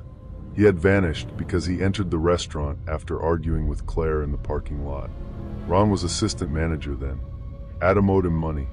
There had been a fight, a panic, a locked freezer, a fire months later that erased what the cameras might have shown. And Claire had seen part of it, not enough to prove, enough to ruin Ron if she remembered clearly. So he watched her, for years. Fake profiles, burner phones, threats made in voices she trusted, emails from dead accounts, photos taken from across streets. He turned her grief into fog. And now he had started on me. Because I had looked. At 11:58, Claire arrived. Ron and I both heard the drive-thru chime. A soft electronic beep, like a heart monitor in a quiet room. He looked at the monitor. Static. Then Claire's voice through the headset. "2 number ones," she said. Her voice shook. "No onions on one. Extra pickles on the other." Ron whispered, "Answer her." I did, but I left the office microphone open on my phone. 911 already connected. The dispatcher heard everything after that. Ron's voice, his confession, his threat when he realized, Claire crying through the speaker, the rain hammering the window. When Ron grabbed my wrist, I pulled away and ran toward the front. The restaurant was half dark, fryers cooling, ice machine humming. My shoes slipped on wet tile. Behind me, his footsteps were steady, not hurried, confident. That was the worst part. Men like Ron do not chase. They heard. I reached the drive-thru window and shoved it open. Claire was there, her face pale behind rain-streaked glass. "Drive," I said. She did not move. Her eyes were fixed past me. Ron stood behind my reflection, calm as a man waiting for his order. "You don't want to do this, Claire," he said. "You know how confused you get." Her mouth trembled. Then she looked at the empty passenger seat. For 1 second, I thought she was speaking to a ghost. But she wasn't. She was speaking to memory. "No," she whispered. "I know exactly what I saw." Police lights arrived without sirens at first. Blue and red sliding across the wet counters. Across Ron's face. Across the old tile beneath the new restaurant. He tried to smile. It did not hold. They found Adam's watch during the excavation 2 weeks later, behind the sealed service corridor left from the old building. They found files on Ron's laptop, hard drives, burner phones, voice cloning software, fake social media accounts, photos of women who had no idea he knew their names. Claire stopped coming at 11:58. I quit soon after. For a while, I could not enter any drive-thru without hearing the headset beep in my skull. I moved again, but not to run this time. Just to live somewhere quiet. Now my apartment faces a cold city street where cafe signs reflect in rain puddles and distant music slips through the walls at night. The refrigerator still hums. My phone still buzzes. Sometimes I still reach for it like it might contain proof that I am safe. It never does. Claire sent me one message months later. No greeting, just a photo of the ocean at dawn. Under it, she wrote, "I remembered enough." I think about that often, how memory can save you, how it can also be stolen, edited, doubted, replayed until it no longer feels like yours. People think horror is something that enters your life suddenly. A stranger, a shadow, a handprint on fogged glass. But sometimes horror is patient. It learns your schedule. It studies your grief. It speaks in the voice of someone you loved. It tells you that you are confused until confusion becomes a room you cannot leave. Trust is not the absence of fear. Safety is not forgetting, and privacy is not secrecy. It is the last locked door inside the self. Once someone opens it without permission, even survival feels like standing in neon rain, watching your own reflection, wondering which parts of you still belong to you. Story 6. The first time I walked into Wendy's, everyone said welcome back. Not welcome. Welcome back. It was raining hard that night, the kind of rain that makes parking lots look deeper than they are. Red neon trembled in the puddles. The drive-thru speaker hissed in the dark. Cars moved through the fog with headlights blurred like tired eyes. I stood outside for a moment with my hood up, holding my new hire folder under my jacket, listening to the city breathe. Traffic on wet asphalt. A distant siren. The hum of the sign above me. I had moved there 3 weeks earlier after my breakup with Liana. Not dramatic. Not cinematic. Just slow emotional damage. The kind where you wake up one morning and realize someone has been teaching you to doubt every feeling you have. She read my messages, checked my location, corrected my memories. "You're too sensitive, Caleb," she used to say. By the end, I stopped arguing because arguing meant proving I existed. So I moved. Small apartment, 2nd floor, 1 mattress, 1 lamp, a refrigerator that hummed all night, rain tapping against cheap windows.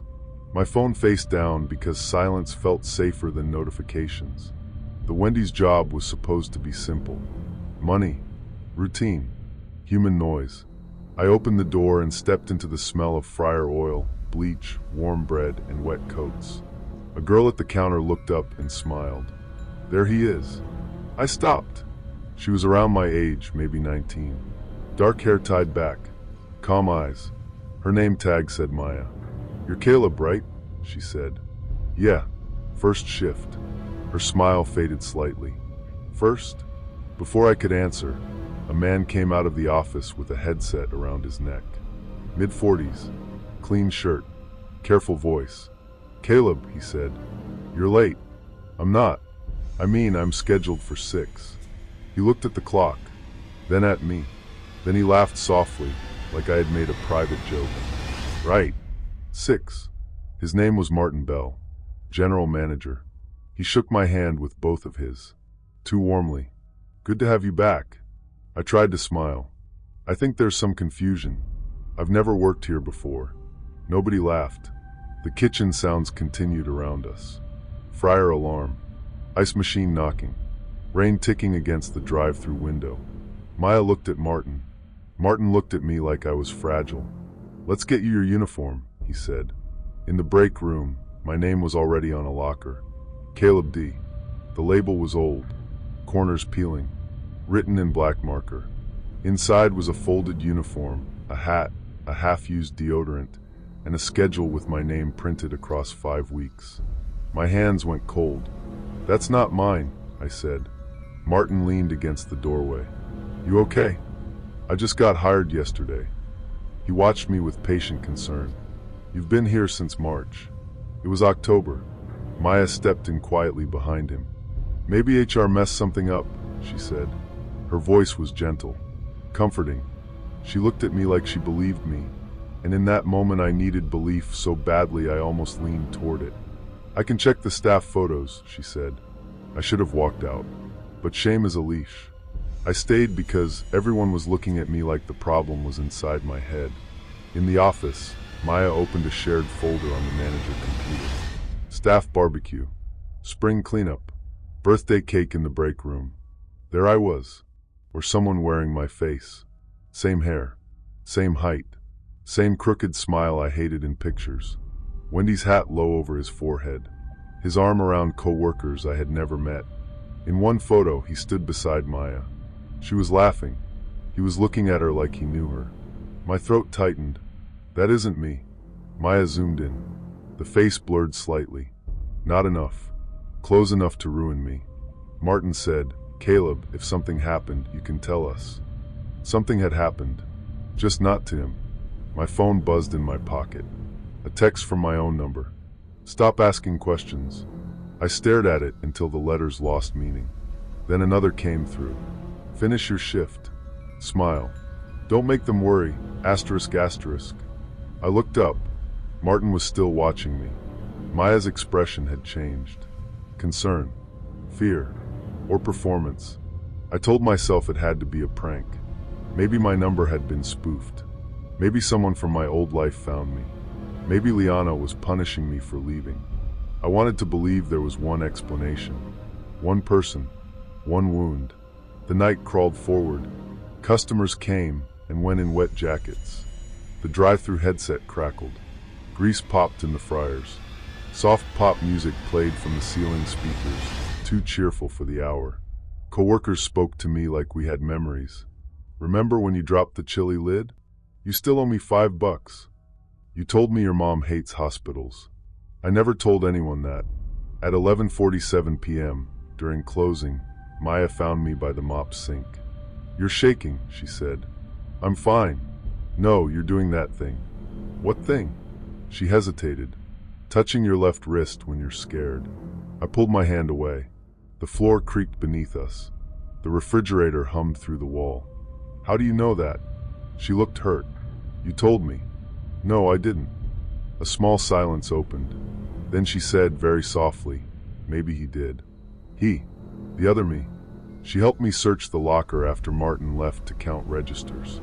Under the uniform shelf, behind a loose panel, we found a black notebook. Cheap, spiral-bound, damp at the edges. My name was written on the first page. Not just my name, everything. My old address, my new apartment, my mother's phone number, the cafe where I sat every morning before interviews, the dating app one deleted after Liana, the password pattern I used in high school, my favorite song, my nickname from childhood, Cal. Only my father called me that before he left. Page after page, written in tight handwriting. Observations, routines, emotional triggers, responds quickly to guilt, avoids confrontation if watched, trusts soft voices, sleeps with kitchen light on. I felt something inside me fold. Not fear exactly, recognition. I had spent years with someone who studied me in order to control me. Now a stranger had done it better. On the last page, tomorrow's date was circled. Beneath it, real Caleb arrives. Transfer complete. Asterisk asterisk. Maya covered her mouth. The drive-thru speaker crackled. We both froze. No cars outside. The cameras showed only rain and neon reflection. Then a voice came through the headset hanging by the window. My voice. Not live. Recorded. Calm. Almost amused. Don't let him leave with the notebook. Maya whispered, we need police. Before I could answer, my phone buzzed again. A voice note. This time it was Liana, my ex. Her voice, perfect and intimate. Caleb, you always do this. You panic, then you blame people. I stopped breathing. Maya touched my arm. That's not real. But my body did not care. The voice knew where to cut. I played the file again, hands shaking. There was background noise under it. Soft jazz. Rain. A cafe espresso machine. The cafe near my apartment. The one I visited alone. The next hour became a spiral. Maya and I checked the employee system. My social security number. My scanned ID. Direct deposit. Emergency contact. All there. Uploaded 5 months earlier. The email address was mine with one extra dot. The phone number was a burner. The bank account belonged to someone named Nolan Price. We searched him. No current address. No recent photos. But one article appeared from another state. Identity fraud suspect. Workplace impersonation. Romance scams. Stalking complaints. No conviction. Different names. Different cities. Same method. He became people before they arrived, then made them look unstable when they objected. Martin came into the office while the article was still open. He did not look surprised. That was how I knew. Maya stood up. You knew. Martin sight. Not guilty. Tired. He came with documents. He wasn't me, I said. Martin looked at me with deep, careful sadness. You have to understand something, Caleb. He was reliable. Quiet. Good with customers. Everyone liked him. That sentence nearly broke me. Everyone liked the version of me that wasn't me. Where is he? Maya asked. Martin rubbed his jaw. He left last week. Why? Martin's eyes flicked toward the notebook. Because you were hired. Rain struck the office window harder now. The lights buzzed overhead. I heard footsteps in the hallway. Slow. Not a customer. Not staff. Martin lowered his voice. He said you might come in confused. He said you had mental health problems. That you sometimes believed people were replacing you. I laughed once. It came out wrong. He prepared you. Martin said nothing. My phone buzzed again. From my own number. Martin is weak. Maya is curious. You are predictable, asterisk asterisk. Maya grabbed the landline and called 911. The call failed. Martin's computer went black. Then every screen in the restaurant changed. The order monitors, the drive-thru display, the security feed. All of them showed the same video. Me, sleeping in my apartment, shot through my bedroom window. Maya turned pale. Martin whispered, "Oh God." On screen, the sleeping version of me shifted under a blanket. The timestamp was from 2 nights earlier. Then the camera moved. Closer to the glass. A reflection appeared. A man holding the phone. My face. Or close enough. Under the video, text appeared. Tomorrow is not for you. The back door alarm beeped. Once. Twice. Someone had entered. Martin stepped into the hall. Stay here. Maya locked the office door after him. We listened. The whole restaurant seemed alive with small sounds. Rain. Humming appliances. A distant fryer cooling with metallic clicks. Footsteps moving across tile. Martin said, "You shouldn't be here." A voice answered. My voice. But smoother. Warmer. Neither should he. Maya pulled me toward the small office window that opened into the parking lot. Too small for Martin. Maybe big enough for us. Then the office phone rang. Maya flinched.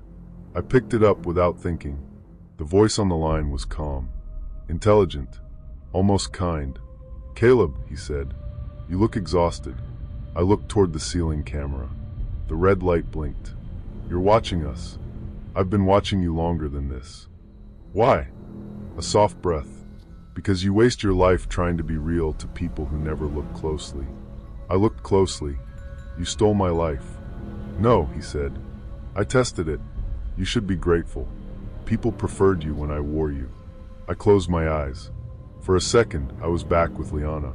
Being told my pain was evidence against me. Maya squeezed my hand. The pressure brought me back. "You're not me," I said. "No. I'm what you could be if you stopped apologizing for existing." His voice lowered. "Come out before Maya gets hurt trying to save a stranger." Maya whispered, "Don't listen." The police lights arrived without sirens. Silent red and blue across rain-slicked pavement. Maya must have connected through her cell while he talked. The hallway erupted into movement. Shouting. A crash. Martin yelling. Then running footsteps. Maya shoved the office window open. Cold rain blew in. We climbed out into the narrow strip behind the restaurant, landing hard beside stacks of wet cardboard. My ankle twisted. I bit down on a sound. Across the lot, a figure moved through fog toward the road. Wendy's hat. Black hoodie. My walk. My shoulders. It was like watching a bad memory escape my body. An officer tackled him near the drive-thru menu board. He did not fight. He turned his head toward me, cheek pressed to wet asphalt, and smiled. Not like a stranger, like someone who had practiced me for months and still believed he had done it better. His real name was not Nolan Price. That was one of 12. Detective Harris told me later he used workplace systems because they were careless. Fast food stores, warehouses, hotels, places with turnover, tired managers, outdated HR portals. He found people through data leaks, dating apps, public records, social media. Then he studied them, copied them, worked under their names, collected paychecks, made friends, created histories. Sometimes he vanished before the real person knew. Sometimes he stayed long enough to watch them arrive and collapse under disbelief. In his apartment, police found notebooks. Not just mine. Dozens. Lives reduced to patterns. Trusts soft voices. Responds to guilt. Afraid of being abandoned. Checks exits. Smiles when uncomfortable. Evidence of being human, rewritten as instructions. Martin was charged with obstruction after deleting complaints and ignoring ID discrepancies. He said he didn't want trouble. He said the fake Caleb was a good employee. Maya quit 2 days after I did. She messaged once. I'm sorry we believed him before you. I stared at that sentence for a long time. Then I replied, me too. Now I work at a bookstore cafe on the other side of town. Mornings only. No headset.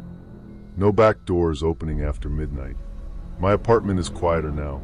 I moved the bed away from the window, covered the glass, changed every password, froze my credit, deleted old accounts, bought a cheap radio because silence still feels too much like waiting. Sometimes, when it rains, neon from the street reflects on my wall in red strips, like the Wendy sign, like a warning.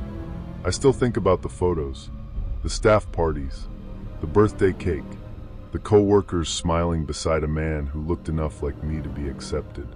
That is what haunts me most. Not that someone stole my identity. That identity was easier to steal than I thought. A name, a number, a face, a few habits, a sad story told with confidence. People think privacy is about secrets. It isn't. Privacy is the border around the self, the thin, sacred line between being known and being used. Once someone crosses it, you can survive. You can rebuild. You can change locks, numbers, jobs, cities. But you never again mistake recognition for love. You never again assume that being seen means being safe. Sometimes the person wearing your life is not a ghost, not a monster, just someone patient enough to learn your shape, and careless world willing to let him in. Story 7. I started working nights because I did not know how to sleep anymore. After the breakup, sleep became another room I could not enter. I moved into a narrow apartment above a closed cafe on the east side of town. The windows faced an alley where rain gathered in black puddles and neon from the liquor store trembled on the brick walls. At night, the refrigerator hummed. The pipes clicked. Someone downstairs played soft jazz after midnight, always the same tired trumpet, always low enough to feel imagined. My ex said I was too sensitive. That was his favorite word for pain he did not want to explain. Sensitive, like I was a faulty alarm. So I took the night shift at Wendy's because the work was simple. Mop the dining room, wipe the tables, refill napkins, lock the side door, ignore the drive-thru headset hissing even after we closed. The restaurant was bright in the way places are bright when they are trying not to feel lonely. Fluorescent lights, red plastic seats, the smell of fryer oil soaked into everything. Outside, the city looked cold and wet through the glass. Cars passed like slow ghosts. Rain tapped the windows. The sign buzzed above the parking lot. That was where I first saw him. In the reflection, I was cleaning the dining room after close, dragging a gray mop through dirty water, when I noticed someone standing behind me in the dark window. A man in a Wendy's uniform. Red cap, black shirt, still as a photograph. I turned around. No one was there. The dining room was empty. Chairs stacked, wet floor sign leaning by the trash, the drink machines humming softly. I looked back at the window. Only me. Pale face, tired eyes, mop handle in one hand. I laughed because fear is embarrassing when it has no evidence. Maybe I was overthinking. The next night, he appeared again. Closer. This time, he stood near the booths, or seemed to. I could see his outline reflected in the glass behind my shoulder. His head tilted slightly, like he was studying the back of my neck. I turned. Nothing. The restaurant buzzed around me. Refrigerator compressors. Ice machine. The faint electrical whine of the menu boards. Then my phone vibrated in my pocket. Unknown number. One message. Don't turn around so fast, Noah. My name was Evan. Noah was what my mother called me when I was little, because I used to cry when it rained too hard, and she told me I was waiting for an ark.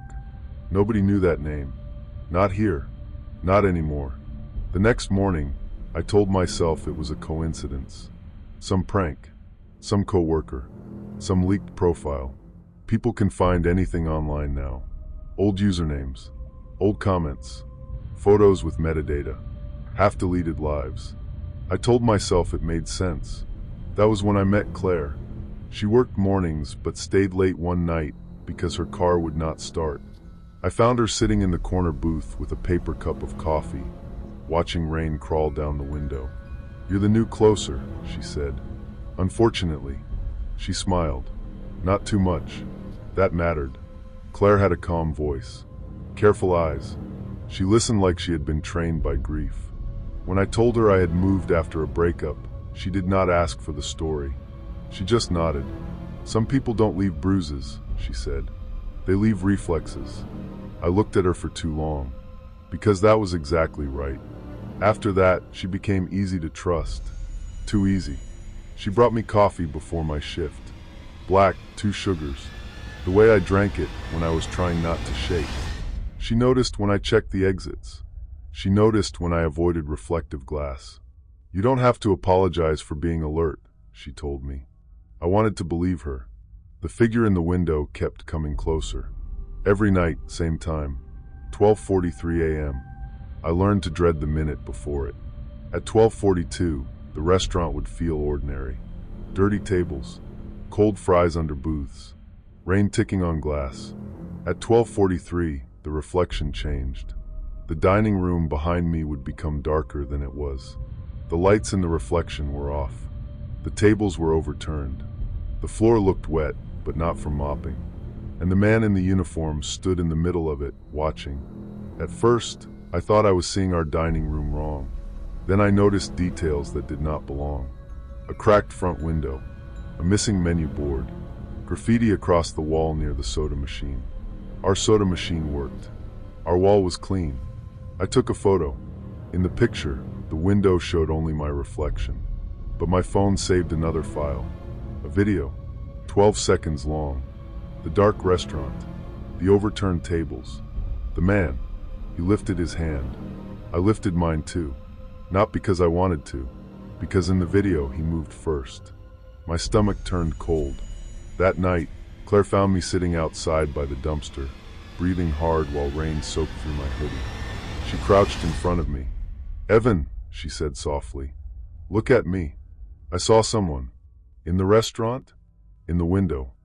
She did not laugh. That made me trust her more. "Windows are cruel at night," she said. "They show us things we already carry." It sounded comforting. It also sounded like something from a therapy account. Later, she texted me a song, a soft jazz track my mother used to play on Sunday mornings. I stared at the title until my eyes watered. I had never told Claire about that song. When I asked, she said, "You mentioned it when you were tired." Maybe I had. Maybe grief makes a person leak. Maybe loneliness does. I wanted to believe it. A week later, I found the first camera. It was behind the thermostat in my apartment. Small, black, warm to the touch. I stood on a chair with a screwdriver in my hand while the refrigerator hummed behind me and rain scratched the window. My phone buzzed. A voice note. My own voice whispered, "Leave it where it is." I dropped the screwdriver. The recording was perfect. My breath, my cadence, my tired throat. But I had never said it. I took the camera to Claire. We sat in a 24-hour cafe under blue-white lights while trucks hissed by on the wet street outside. She held the device between 2 napkins like it was evidence in a crime show. "You need to call the police," she said. "You believe me?" "I believe patterns." Her eyes lifted to mine. "And I believe someone has been very close to you." The way she said close made my skin tighten. That night, the window reflection showed the man standing directly behind my reflected body. His face was hidden by the brim of his cap. I did not turn. I stared at the glass. The figure raised his mop. I raised mine. He tilted his head. I did too. My body felt suddenly borrowed. Then the security monitor in the manager's office flickered. I could see its blue glow reflected faintly in the dining room window. Not the window, the monitor. That was the first real clue. I walked slowly to the office. The monitor showed camera 3. Dining room.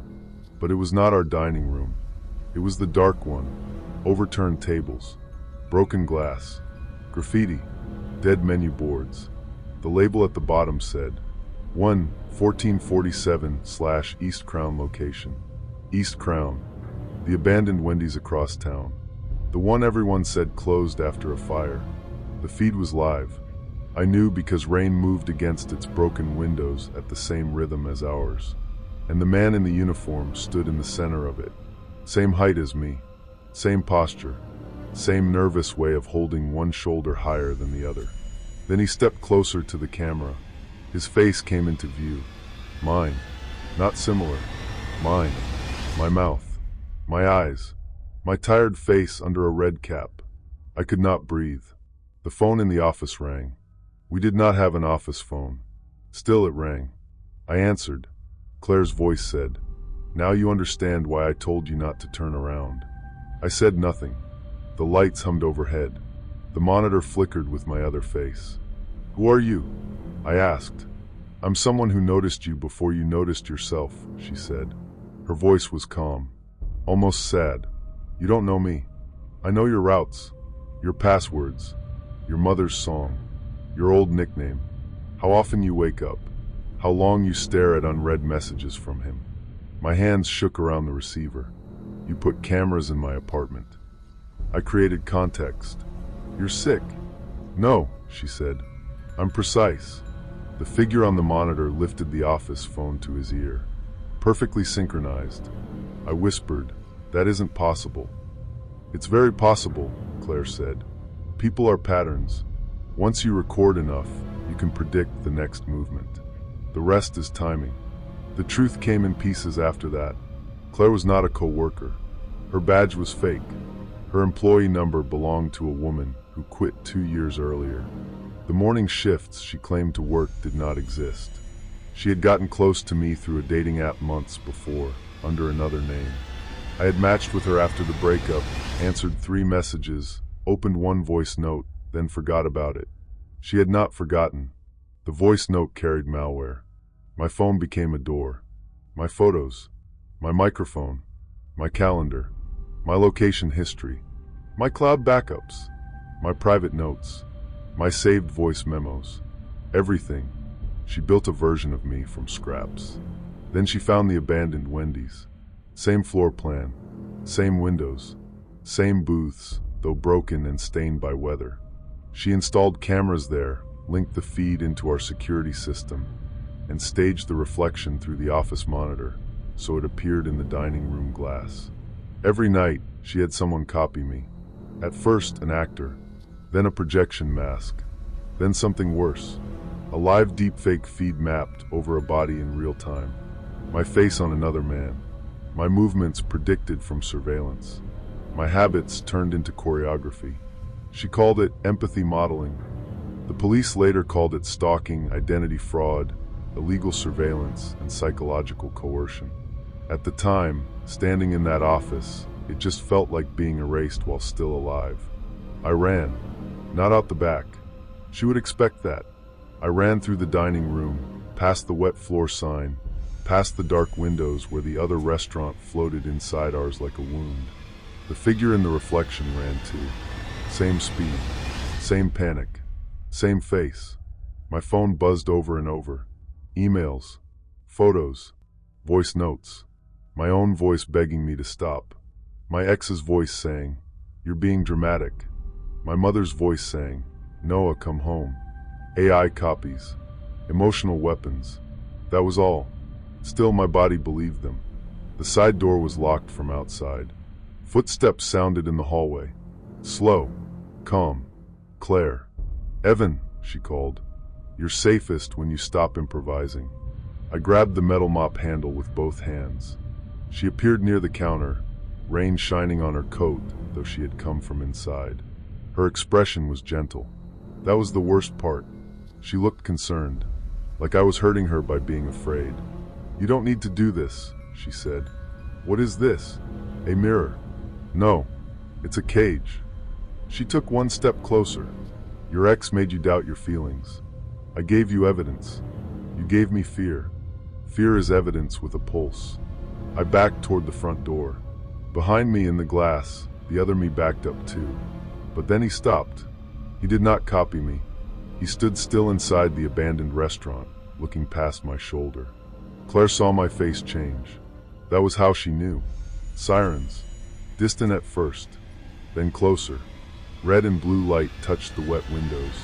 Her calm cracked, just slightly. Enough. Earlier that night, before the office phone rang, I had texted the district manager a photo of the wrong security feed. He thought it was a system breach and called the police. Not for me, for liability.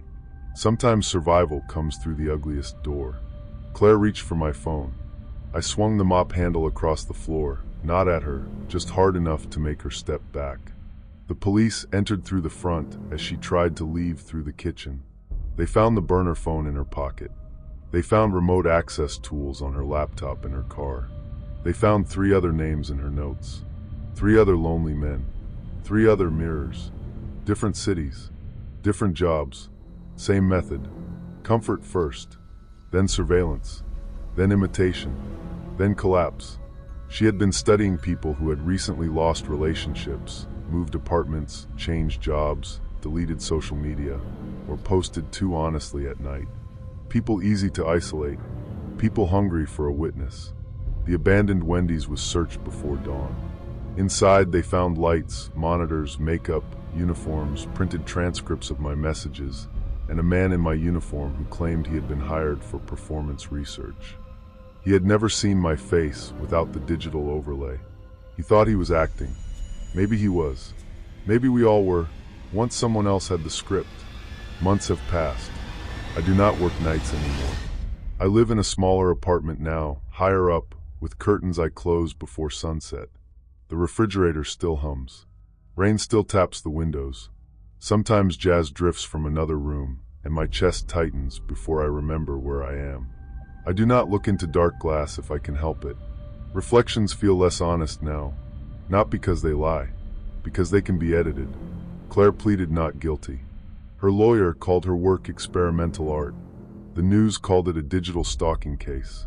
Online, people argued about whether I should have noticed sooner. People always want victims to be better detectives. They do not understand that manipulation rarely enters like a stranger. It enters like relief, like coffee made the way you like it, like a person who knows your pain before you explain it, like a voice saying, "I see you." I still believe being seen is human, necessary, maybe sacred, but now I know attention is not always care.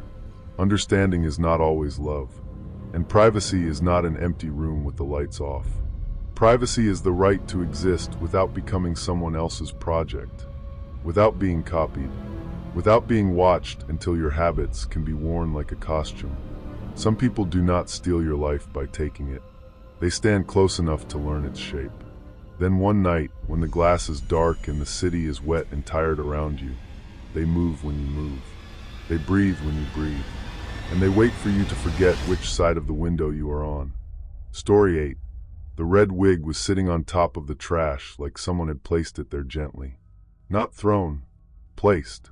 It lay between split garbage bags behind the Wendy's on East Harrow Street, bright as a wound under the security light. Rain tapped the dumpster lid. Grease water ran in silver lines toward the storm drain. Across the parking lot, neon from the gas station trembled in the puddles. I stood there with a trash bag in my hand and thought of my mother's old warning. Nothing bright belongs in the dark by accident. I almost laughed. Trauma made you poetic about trash. My name is Mara. I was 26, newly relocated, newly alone, and working closing shifts because sleep had become unreliable. 3 months earlier, I had left Aaron. He was not violent in the ways people understand quickly. He did not break bones. He broke certainty. He read my messages, corrected my tone, turned my friends into bad influences. By the time I left, I could not choose a sandwich without hearing his voice ask why I needed that one.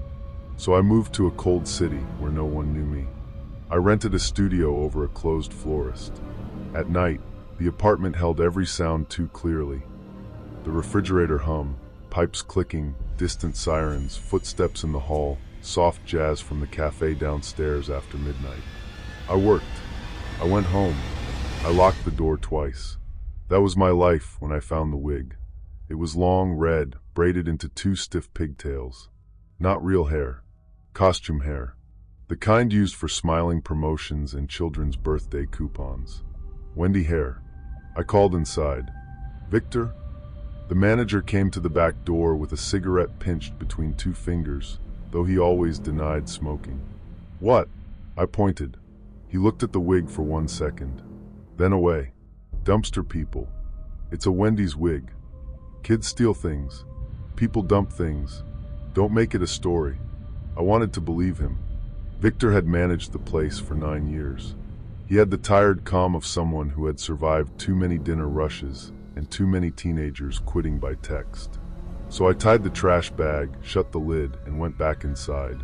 The kitchen smelled like oil, bleach, and old fries. The fryers clicked as they cooled. The Frosty machine hummed low in the corner. Rain tapped the drive-thru window like fingernails. At 12:17 a.m., the back door camera glitched. I noticed because the monitor in the office flashed blue. Then she appeared. A woman with red hair stood near the dumpster. Still, facing the back door. She wore a blue dress with a white apron. A promotional costume. Bright red braids over her shoulders. I leaned closer. The picture was grainy, washed in rain. She did not move. Not even when headlights swept across the lot. Victor, I said. He looked at the screen and sighed. Homeless woman. Told you. She's wearing the wig. She found it, but it was in the dumpster. Then she got it out. He shut off the monitor. Go home, Mara. That night, my phone buzzed as I walked to my car. Unknown number. A photo. Me standing beside the dumpster. Taken from above. The caption read, "You looked longer than the others." I told myself it was a prank. Maybe one of the line cooks. Maybe Aaron had found me. Maybe the city was simply full of people who knew how to make women feel watched. Maybe I was overthinking. The next night, the woman was closer. Not near the dumpster now. Halfway to the back door. Same angle. Same rain. Same dress. Same red braids. But outside, when I opened the door, the lot was empty. No footprints in the wet grease water. No woman. No wig. Only rain, neon, and the smell of garbage.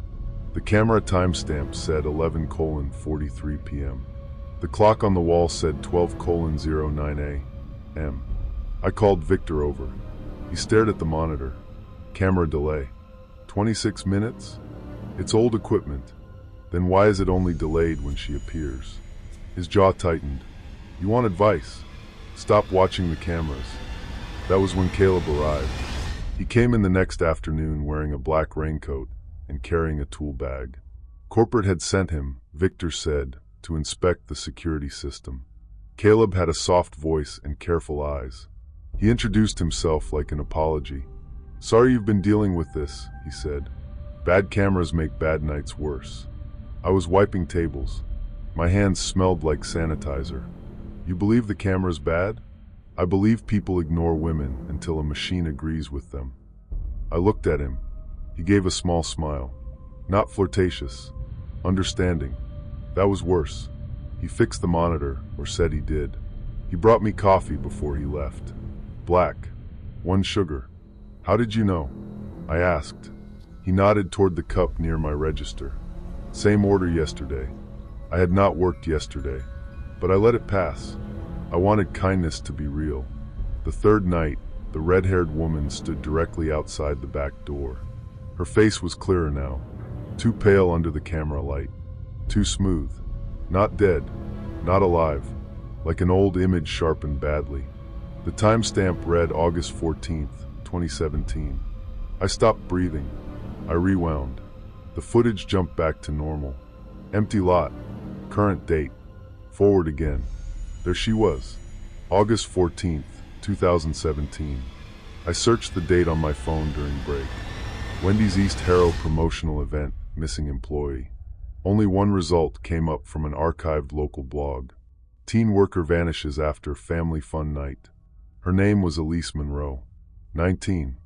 She had worn the mascot-style Wendy costume for photos with kids. Red wig, blue dress, white apron. Last seen taking trash out after close. No arrest, no body, no closure. I felt cold in the middle of the kitchen. The fryer alarm beeped, and I dropped my phone. Rena, the cashier, bent to pick it up. "You found Elise," she said. I stared at her. "You knew?" "Everyone who's been here long enough knows." Victor said nothing. Victor says nothing professionally. Before I could ask more, my phone buzzed. Unknown number. A voice note. I pressed play. My own voice whispered through the speaker. "I don't want to be Elise." Rena stepped back. I had never said that, but it sounded exactly like me. Same breath, same small crack on want. I sent it to Caleb. He replied in seconds. "Don't panic. AI voice cloning is common now. Whoever sent this used clips from social media." "Did you have public videos?" Asterisk asterisk. I had deleted everything, but Aaron had posted videos of me. Old dinners, birthday clips, arguments disguised as jokes. I told myself it made sense. The next day, Caleb met me at a small cafe near the bus stop. Rain slid down the windows. Soft jazz played under the hiss of the espresso machine. He sat across from me with both hands around a paper cup. "You're not crazy," he said. I hated how deeply that landed. I feel like someone opened my life and started reading it out loud. He nodded. "People like that look for access points, work schedules, old profiles, dating apps, shared passwords. They don't need magic, just patience." "How do you know so much?" He looked out at the wet street. "My sister went missing when I was younger." I softened. That was what he wanted, I think. Because then he said, "You used to sleep with a chair against the door, didn't you?" The cafe noise faded. "What?" "After Aaron." I had not told him Aaron's name. He reached for my hand. I pulled away. "You mentioned him." "No." Mara, fear scrambles memory. The sentence was gentle, invasive, expert. I left before my coffee cooled. That night, I searched Caleb's name. Nothing. No LinkedIn. No vendor page. No corporate email history. His number came back to a prepaid phone. The work order Victor had shown me had no company logo, just a PDF with corrupted metadata. Created by user C. Monroe. Monroe. Elisa's last name. My phone buzzed. A dating app notification. I had not used one since Aaron. A profile named Red Wendy 17 had matched with me. No photo. One message. "Check your locker." I drove to the restaurant through rain so heavy the road looked liquid. Neon signs smeared across the windshield. My heart beat in my throat. Inside, the restaurant was dark except for the office light. The appliances hummed. The floor creaked under my shoes. I opened my locker. The red wig hung neatly from the hook. Dry. Brushed. Waiting. Pinned beneath it was my employee name tag. Not the one I used. An older one. Printed with a name I had not used in years. Mara Lynn Vale. Only Aaron used my middle name when he wanted to make me feel small. Behind me, someone breathed. I turned. Victor stood in the doorway. His face looked older than usual. "You need to leave," he said. "Who is Caleb?" Victor closed his eyes. "Not Caleb." "Then who?" "Elisa's brother."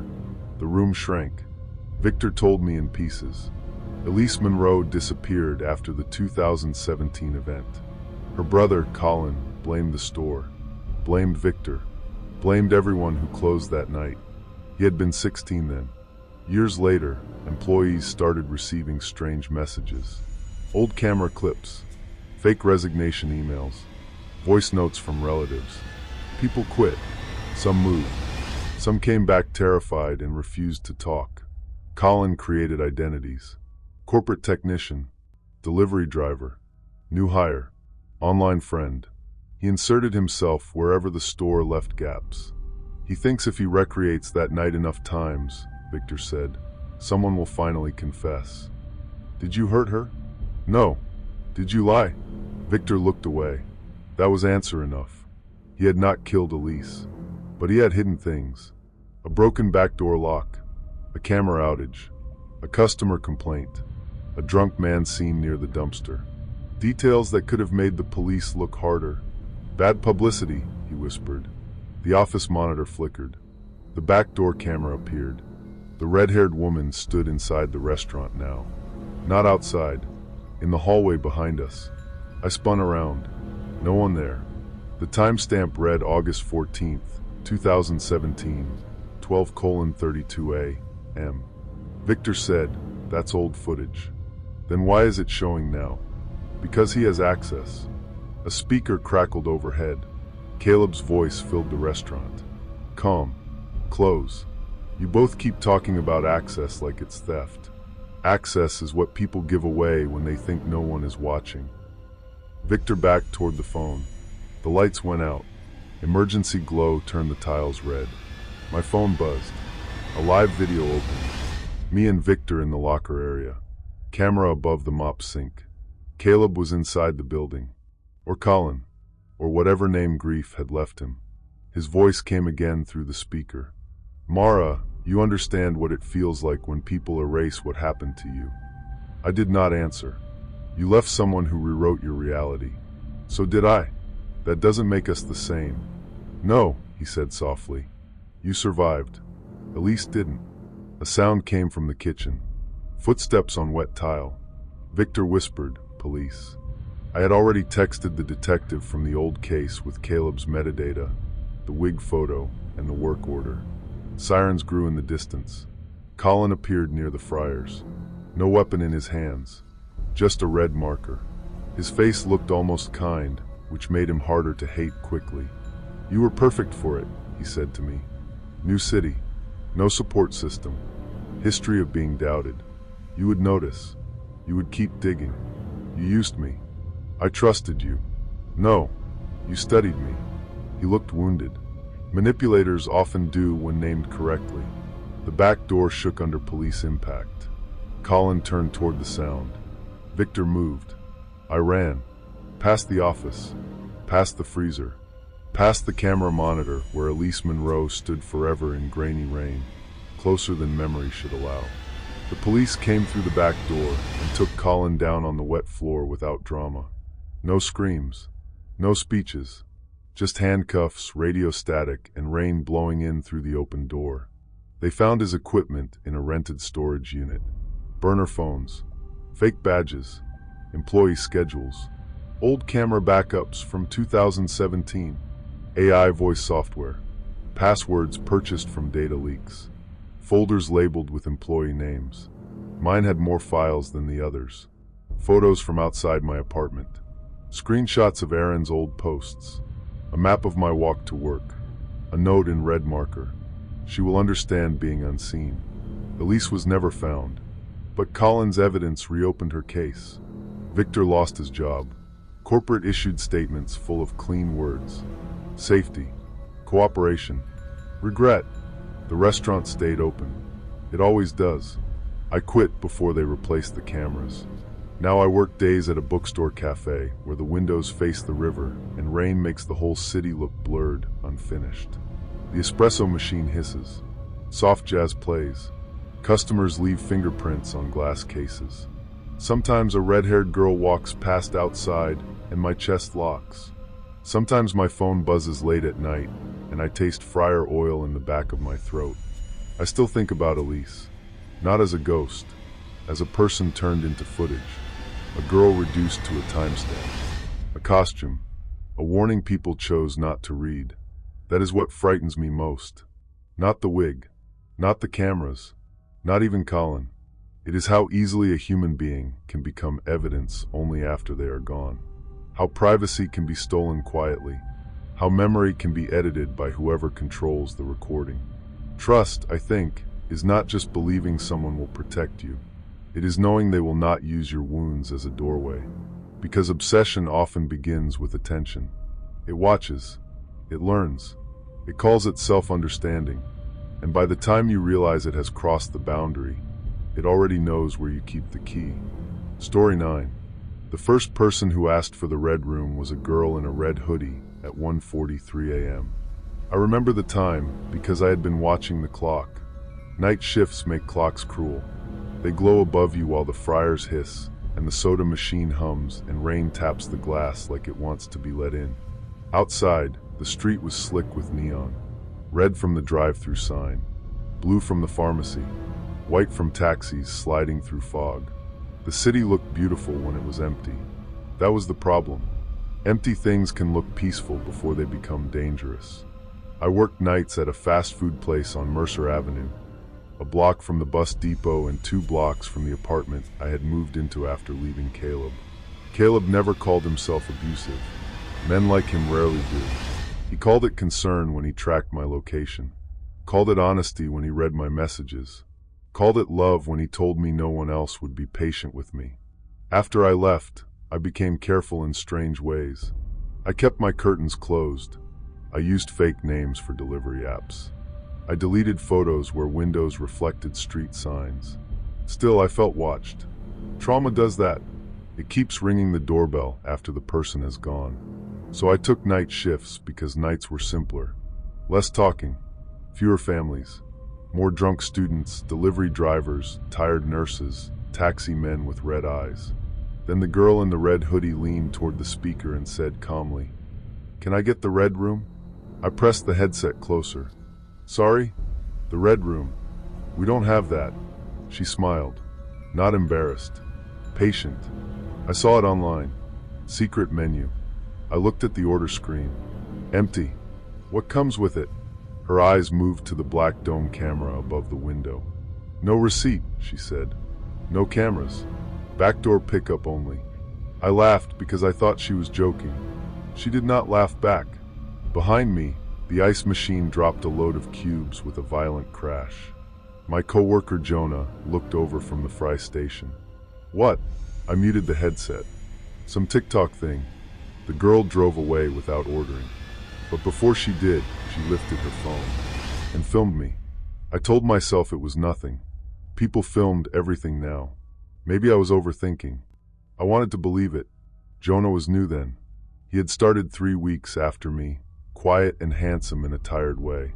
He wore black hoodies under his uniform jacket and always brought coffee from the little cafe across the street, even though it was bitter and overpriced. "You okay?" he asked. Secret menu nonsense. He smiled. People want to feel like they know doors that other people don't. That line stayed with me. At first, Jonah felt safe. He did not ask too much. He noticed when I got anxious after Caleb texted. He offered to walk me home without making it sound like a favor. Once, when my phone buzzed late during break, he saw my face change and simply said, "You don't have to answer." I almost cried. That was how low the bar had become. The second red room order came the next night.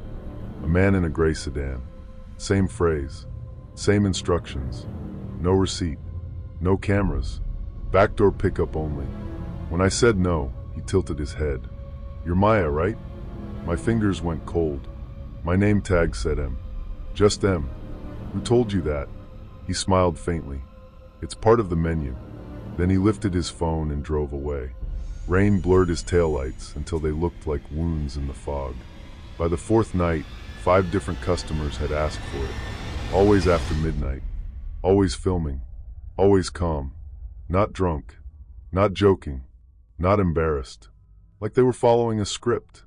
My manager, Denise, told me to ignore it. "Secret menu trends happen," she said, counting cash in the office. The fluorescent light made her face look pale and flat. "Last year people asked for purple fries. Did they ask for backdoor pickup?"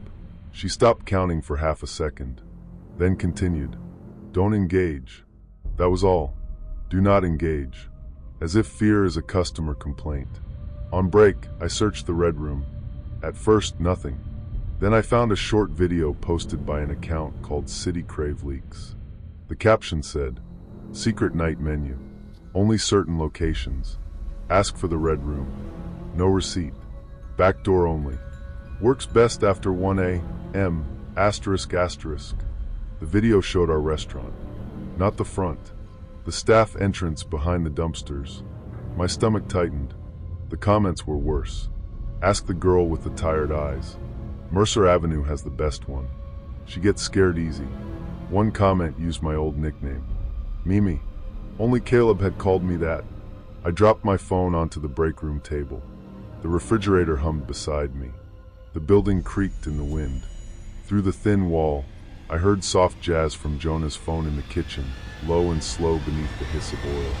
He came in carrying 2 coffees. "You look like you saw something bad." I slid the phone toward him. He read the post.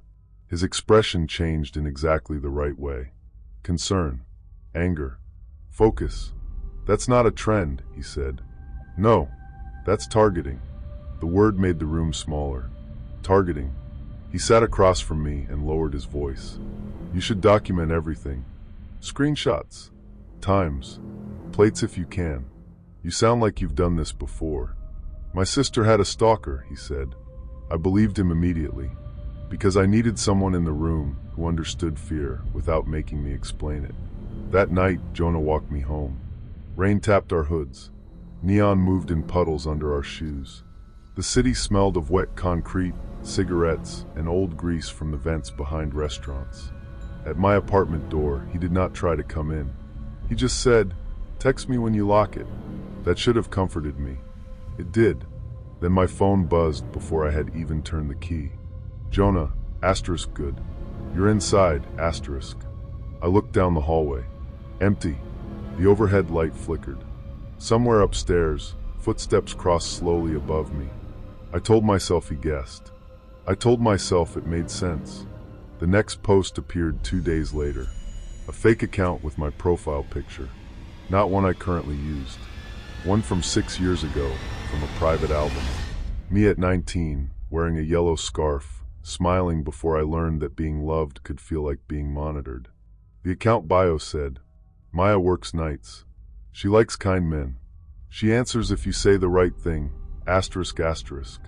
Below it were my shifts, my bus route, my mother's address, a screenshot of a text I had sent Caleb after leaving him. "Please stop making me feel like my own life belongs to you." I had sent that from a phone I no longer owned, a phone I had reset, a phone Caleb once borrowed to install a banking app. My lungs would not fill properly. I reported the account. It disappeared. Another replaced it within an hour. Then the voice notes started. Unknown numbers. Burner accounts. My mother's voice saying, "Maya, sweetheart, answer them." Except my mother was asleep in another state. AI. I knew the word. Knowing did not make hearing it easier. The cloned voice had her pauses, her softness, even the little breath she took before saying my name. I sat on the bathroom floor with the fan humming and the shower running cold, listening to a fake version of my mother tell me to go outside. "Someone is waiting for you." I stopped sleeping. At work, Red Room customers multiplied. They came in pairs, alone, in hoodies, in suits, in rideshare cars with covered plates. They ordered nothing else. They filmed through the drive-thru window and from the lobby and across the street near the cafe. One tapped on the glass after closing, slowly, 3 times. Jonah stood beside me, shoulder close to mine. "Don't look at him," he said. "How do they know me?" He did not answer quickly enough. I turned. "What?" His face softened. "Maya, you're spiraling." That word. Spiraling. Caleb's word. I stepped back. The fryers hissed behind us. The soda machine hummed. Rain streaked the windows, turning the man outside into a dark smear. "How do you know my nickname?" I asked. Jonah blinked. "I don't. It was in the comments." "That doesn't mean My apartment. That night. You texted before I told you I was inside. I saw your window light. I don't have a front-facing window." Silence. A long one. Then he smiled sadly, almost beautifully. "You're scared," he said, "and fear wants a face." There it was again. The calm, intelligent sentence.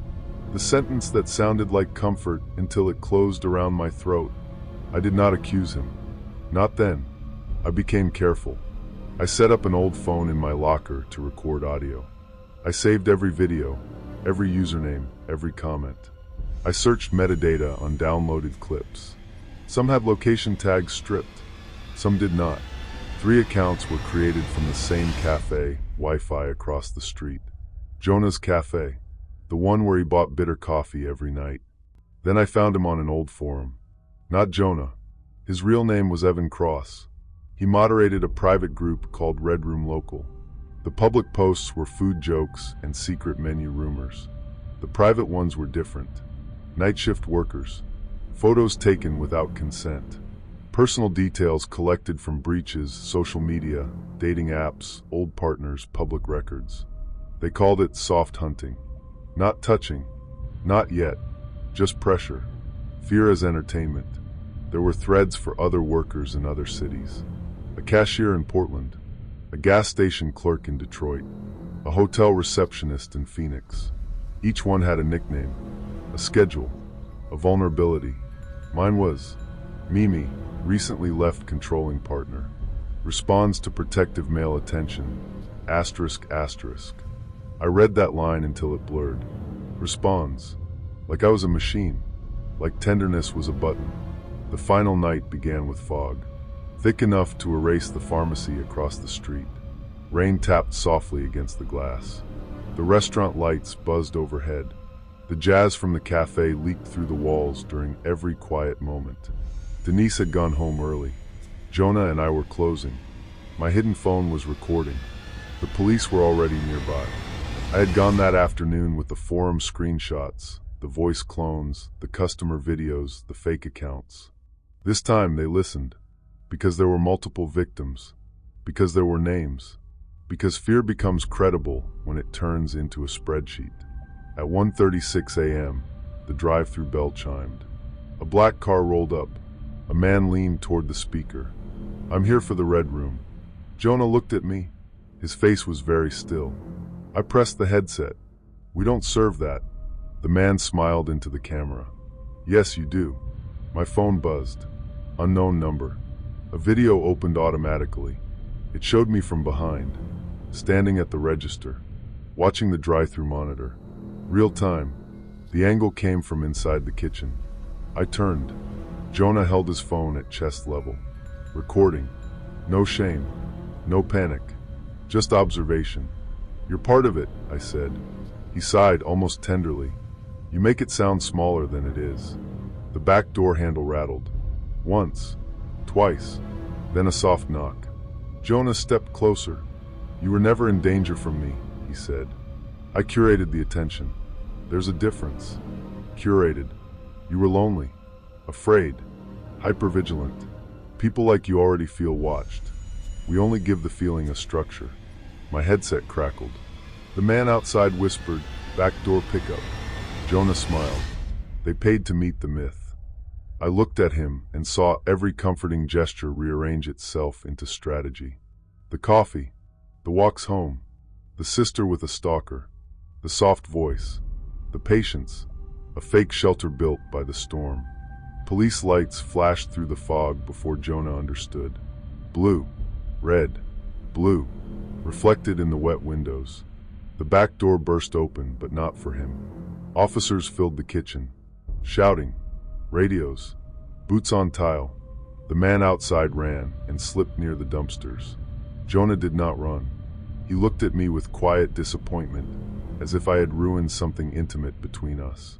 "You'll miss being understood," he said while they cuffed him. I almost laughed. Instead, I said, "You never understood me. You studied the damage." His face changed then, only for a second, but enough. The investigation found servers, payment logs, fake accounts, AI voice tools, data purchased from breaches, files sorted by city and emotional profile. They found Caleb there too, not as a leader, as a supplier. He had sold old screenshots, passwords, photos, voice clips. The last piece of control he could offer strangers. He called it revenge. They called it content. I called it theft. Months later, I left the job. I left the apartment too. Not because I was running, because healing sometimes needs a different room. Now I work mornings at a bookstore cafe, where the windows face a park and the espresso machine hisses like rain. My phone stays locked down. My accounts are private. My mother and I use a code phrase before trusting any voice note. I do not mistake attention for care as easily. Some nights, I still hear tapping. Rain on glass. A pipe cooling. Footsteps in a hallway. My body remembers before I do. But I am learning to live inside myself again. That is what they tried to steal. Not my address. Not my schedule. Not my name. They tried to steal the private space between what happens to you and what it means. Privacy is not paranoia. Boundaries are not rudeness. And trust is not proven by how much someone knows. Sometimes the person who knows your wounds best is not the one who loves you. Sometimes they are only looking for the door. Story 10. The first thing I heard was children laughing behind a wall that should have been empty. It was almost midnight at the Wendy's on Mercer Avenue, the one with the cracked red sign and the old party room nobody used anymore. Rain dragged itself down the windows. Neon from the gas station bled across the tile in thin blue streaks. The fryers had been shut off, but the smell of oil still hung in the air, warm and tired. I was mopping near the back hallway when the laughter started. Soft at first, then brighter. A little girl giggling, a boy clapping, the faint squeak of sneakers on tile. I froze with both hands on the mop handle. The old party room door sat at the end of the hallway, hidden behind a plastic renovation sheet. It had been locked for years, according to everyone who worked there. Storage, they said. Mold, maybe. Corporate didn't want customers back there. But that night, music played behind it. Thin, warped, cheerful. A birthday song from a speaker with a dying battery. I told myself it was pipes, or the ice machine, or sound from the apartments upstairs traveling strangely through the walls. I wanted to believe it. I had become good at that. After my divorce, belief was the only thing I could afford. I moved 3 towns over with 2 suitcases, a cracked phone, and a chest full of apologies that no longer belonged to anyone. My ex-husband used to say I made things dramatic, that I heard danger in silence, that my memory was unreliable. So when I heard children laughing inside a locked room, I stood there and whispered to myself. Maybe I was overthinking. Then someone inside the room knocked back. 3 soft taps. The next morning, the renovation crew arrived. Corporate had finally decided to tear out the old party room and expand the seating area. A man named Eli was in charge of the work. Mid-30s, calm voice, dark eyes, hands careful with everything he touched. He noticed me watching the locked door. "You hear it too?" he asked. My throat tightened. "Hear what?" He smiled like he understood why I lied. The building settles at night. Old places keep sounds. That should have made me feel foolish. Instead, it made me feel seen. Eli started coming in after close. He drank black coffee from a paper cup and played soft jazz from his phone while he worked. Nothing loud, just piano drifting through the empty dining room while rain tapped the glass and the refrigerators hummed. He was gentle in a way that felt almost medicinal. The first night we talked, he found me sitting alone in the booth by the window after my shift, watching the parking lot shine under the red Wendy's sign. "Bad night?" he asked. "Bad year." He sat across from me without asking too much. "My mother used to say grief is just love with nowhere to sit." I looked at him. Nobody had ever said it that way to me. For a week, Eli became the safest part of the building.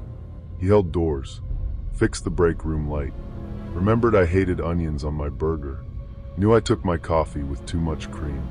Once, when my phone buzzed late and my hand shook before I checked it, he said softly, "Still expecting someone to punish you for being unavailable?" I stared at him. He lowered his eyes. "Sorry. Lucky guess." I told myself it made sense. People who had been hurt recognized other hurt people. But then the guesses became too precise. He knew the song I played in my apartment when I couldn't sleep. He knew my old nickname, Nina. Only my grandmother had called me that. One night he said, "You still sleep with the kitchen light on?" The mop slipped from my hands. He blinked, calm and apologetic. "You told me." "No, I didn't." The restaurant seemed to hold its breath. Outside, rain hissed against the asphalt. Somewhere far away, a siren rose and faded.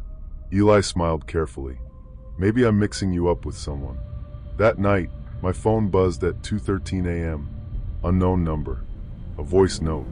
My ex-husband's voice filled my apartment. Soft, Tired. Intimate. Nina, you always make monsters out of lonely people. I dropped the phone on the floor. He had never called me Nina. Never. The next day, the renovation crew opened the party room. I was there when the lock broke. The door groaned inward, and the smell came out first. Not mold. Vanilla. Plastic. Dust. Birthday candles. The room was spotless. Too spotless. Balloons floated near the ceiling, red and yellow and pale blue, their ribbons hanging perfectly still. A paper tablecloth covered the long table. Plates were set in careful rows. Party hats waited at each chair. At the center sat a cake. White frosting. Red border. 15 years untouched. Written across it in careful blue icing. Happy 8th birthday, Maddie. The date on the banner was 15 years old. Nobody spoke. The old speaker in the corner clicked. Then music began. A cheerful birthday tune, warped and slow. One of the workers cursed and backed into the hallway. Eli stood beside me, very still. Somebody preserved it, I whispered. His face looked almost tender. Some things deserve not to disappear. I turned to him. What does that mean? He looked at the cake. Memory is the only justice some people get. The story came from my manager later, in pieces. 15 years ago, a girl named Maddie Crane had a birthday party at that Wendy's. Balloons, cake, paper crowns, 8 children invited, parents talking near the counter, a young employee leading games in the party room. Then Maddie vanished. No broken window, no alarm, no clear footage, just gone between the cake and the candles. The restaurant closed for a month. People blamed the parents, then the staff, then a stranger no one could name. Nothing stuck. Eventually the room was locked. Eventually the world moved on. Except someone hadn't. After we opened the room, strange things started happening faster. A fake profile messaged me on a dating app one barely used. No face, just a photo of a birthday candle burning in darkness. The message said, "Do you remember your 8th birthday?" I deleted the app. An email arrived at work from my own account. Subject, party guest list. Inside were photos of children from the neighborhood. Recent photos. A boy waiting for the school bus. A little girl outside the laundromat.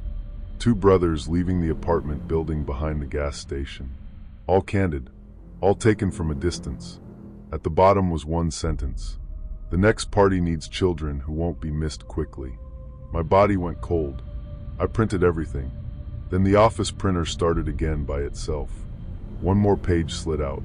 A photo of me entering my apartment building the night before. Under it, Nina always needs proof. I stopped telling myself it made sense. I checked the metadata on the emailed photos with a free online tool during my break. They were taken from different phones, different days, same GPS cluster, the Wendy's parking lot, behind the building, near the old service door. Then I found the hidden phone. It was taped beneath the shelf in the party room, behind a stack of unused napkins. Cheap burner, cracked screen, no passcode.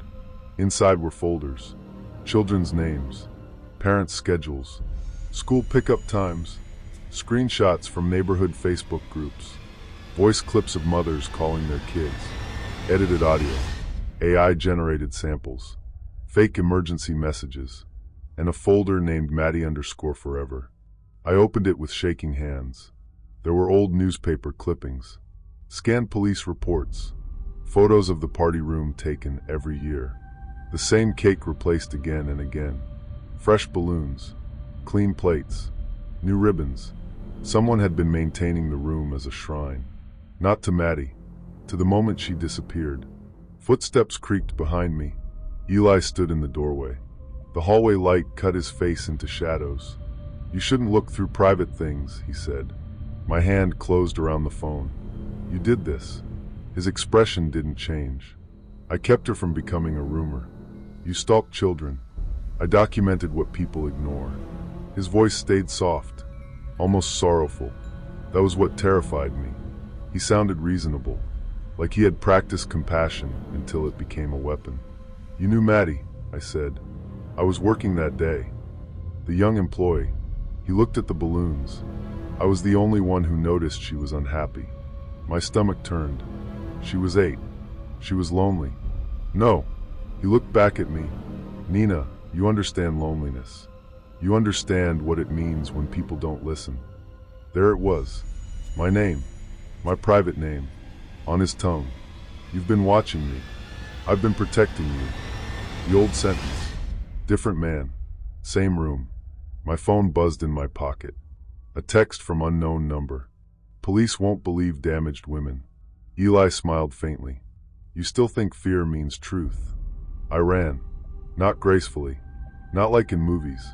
I slammed into a chair, knocked party hats to the floor, tore the plastic sheet from the hallway entrance. Behind me, Eli did not chase at first. He walked. Calm footsteps. Measured. The restaurant was half dark. Neon red on wet tile. The freezer's humming. Jazz still playing from his phone somewhere near the counter. I locked myself in the manager's office and called 911. My voice came out thin. There are photos of children. A burner phone. He's here. The dispatcher told me to stay on the line. Eli knocked once on the office door. Not hard. Polite. Nina, he said. You're making this ugly. I pressed my back against the desk. Stay away from me. You know what happens when people panic. They misunderstand. They destroy evidence. They ruin memory. You mean they stop you? Silence. Then his voice lower. You were safer before you needed to be brave. The door handle moved. Slowly. I looked at the computer. Security cameras. Remote login active. I opened the feed. There he was in the hallway. And behind him, on the wall beside the old party room, I saw the photos. Dozens of them. Not only children. Women too. Former employees. Mothers. Cashiers. Girls who had worked there years ago. Printed screenshots from social media. Dating profiles. Apartment windows. Cafes. Rainy sidewalks. A long-term obsession. A museum of stolen lives. I hit record on the security system and turned the office microphone on. Say her name, I said through the intercom. Eli looked up at the hallway speaker. What? Maddie. Say what you did. He smiled sadly. You still think confession is the same as truth? Then tell me your truth. He stepped closer to the camera. I gave her a perfect birthday, he said. The only perfect thing she had. The sirens came then. Distant at first, then closer. Blue light washed through the windows and spread across the wet floor. Eli heard them. For the first time, his face changed. Not fear, grief. As if the world had interrupted a ceremony. He turned toward the party room. I unlocked the office door only after I heard officers shouting. They found him inside, standing beside the cake, one hand resting on the back of a child-sized chair. He did not fight. People like him rarely do when watched properly. They need shadows. They need silence. They need other people's doubt. The police found more at his apartment. Hard drives, burner phones, printed schedules, a closet full of party supplies, voice cloning software, fake profiles used to contact lonely parents, isolated employees, divorced women, teenagers looking for work. They found my apartment key on his ring. I had never given him one. They found Maddie's bracelet sealed in a plastic bag inside a red gift box. No one told me more than that. I did not ask. Some doors do not need to be opened for the truth to stand in front of you. The Wendy's closed again, this time permanently. For weeks, reporters stood outside under umbrellas, their cameras pointed at the boarded windows. People left flowers near the old sign. Stuffed animals, candles in glass jars, notes ruined by rain. I moved out of my apartment, changed my number, deleted every dating app. For a while, every phone buzz made my body remember. Every child's laugh in a store made me turn too quickly. Every kind man felt like a hallway with a locked door at the end. But survival is not peace. It is just the first room after danger. Months later, I passed a small cafe on a cold street after rain. Soft jazz played inside. Neon reflected in the window. For a second, my reflection looked like someone waiting to be recognized. I kept walking. I think about Maddie's party room often. How clean it was. How carefully evil can arrange itself to look like devotion. How obsession does not always announce itself with rage. Sometimes it remembers your coffee order. Sometimes it calls you by a name no one uses anymore. Sometimes it preserves a room so perfectly that everyone mistakes control for love. Trust is not being known completely. Safety is not being watched. Memory is not a thing anyone has the right to own, curate, or keep alive against your will. Some rooms stay locked for a reason, and some doors, once opened, teach you that the real horror was never behind them. It was the person who kept the key.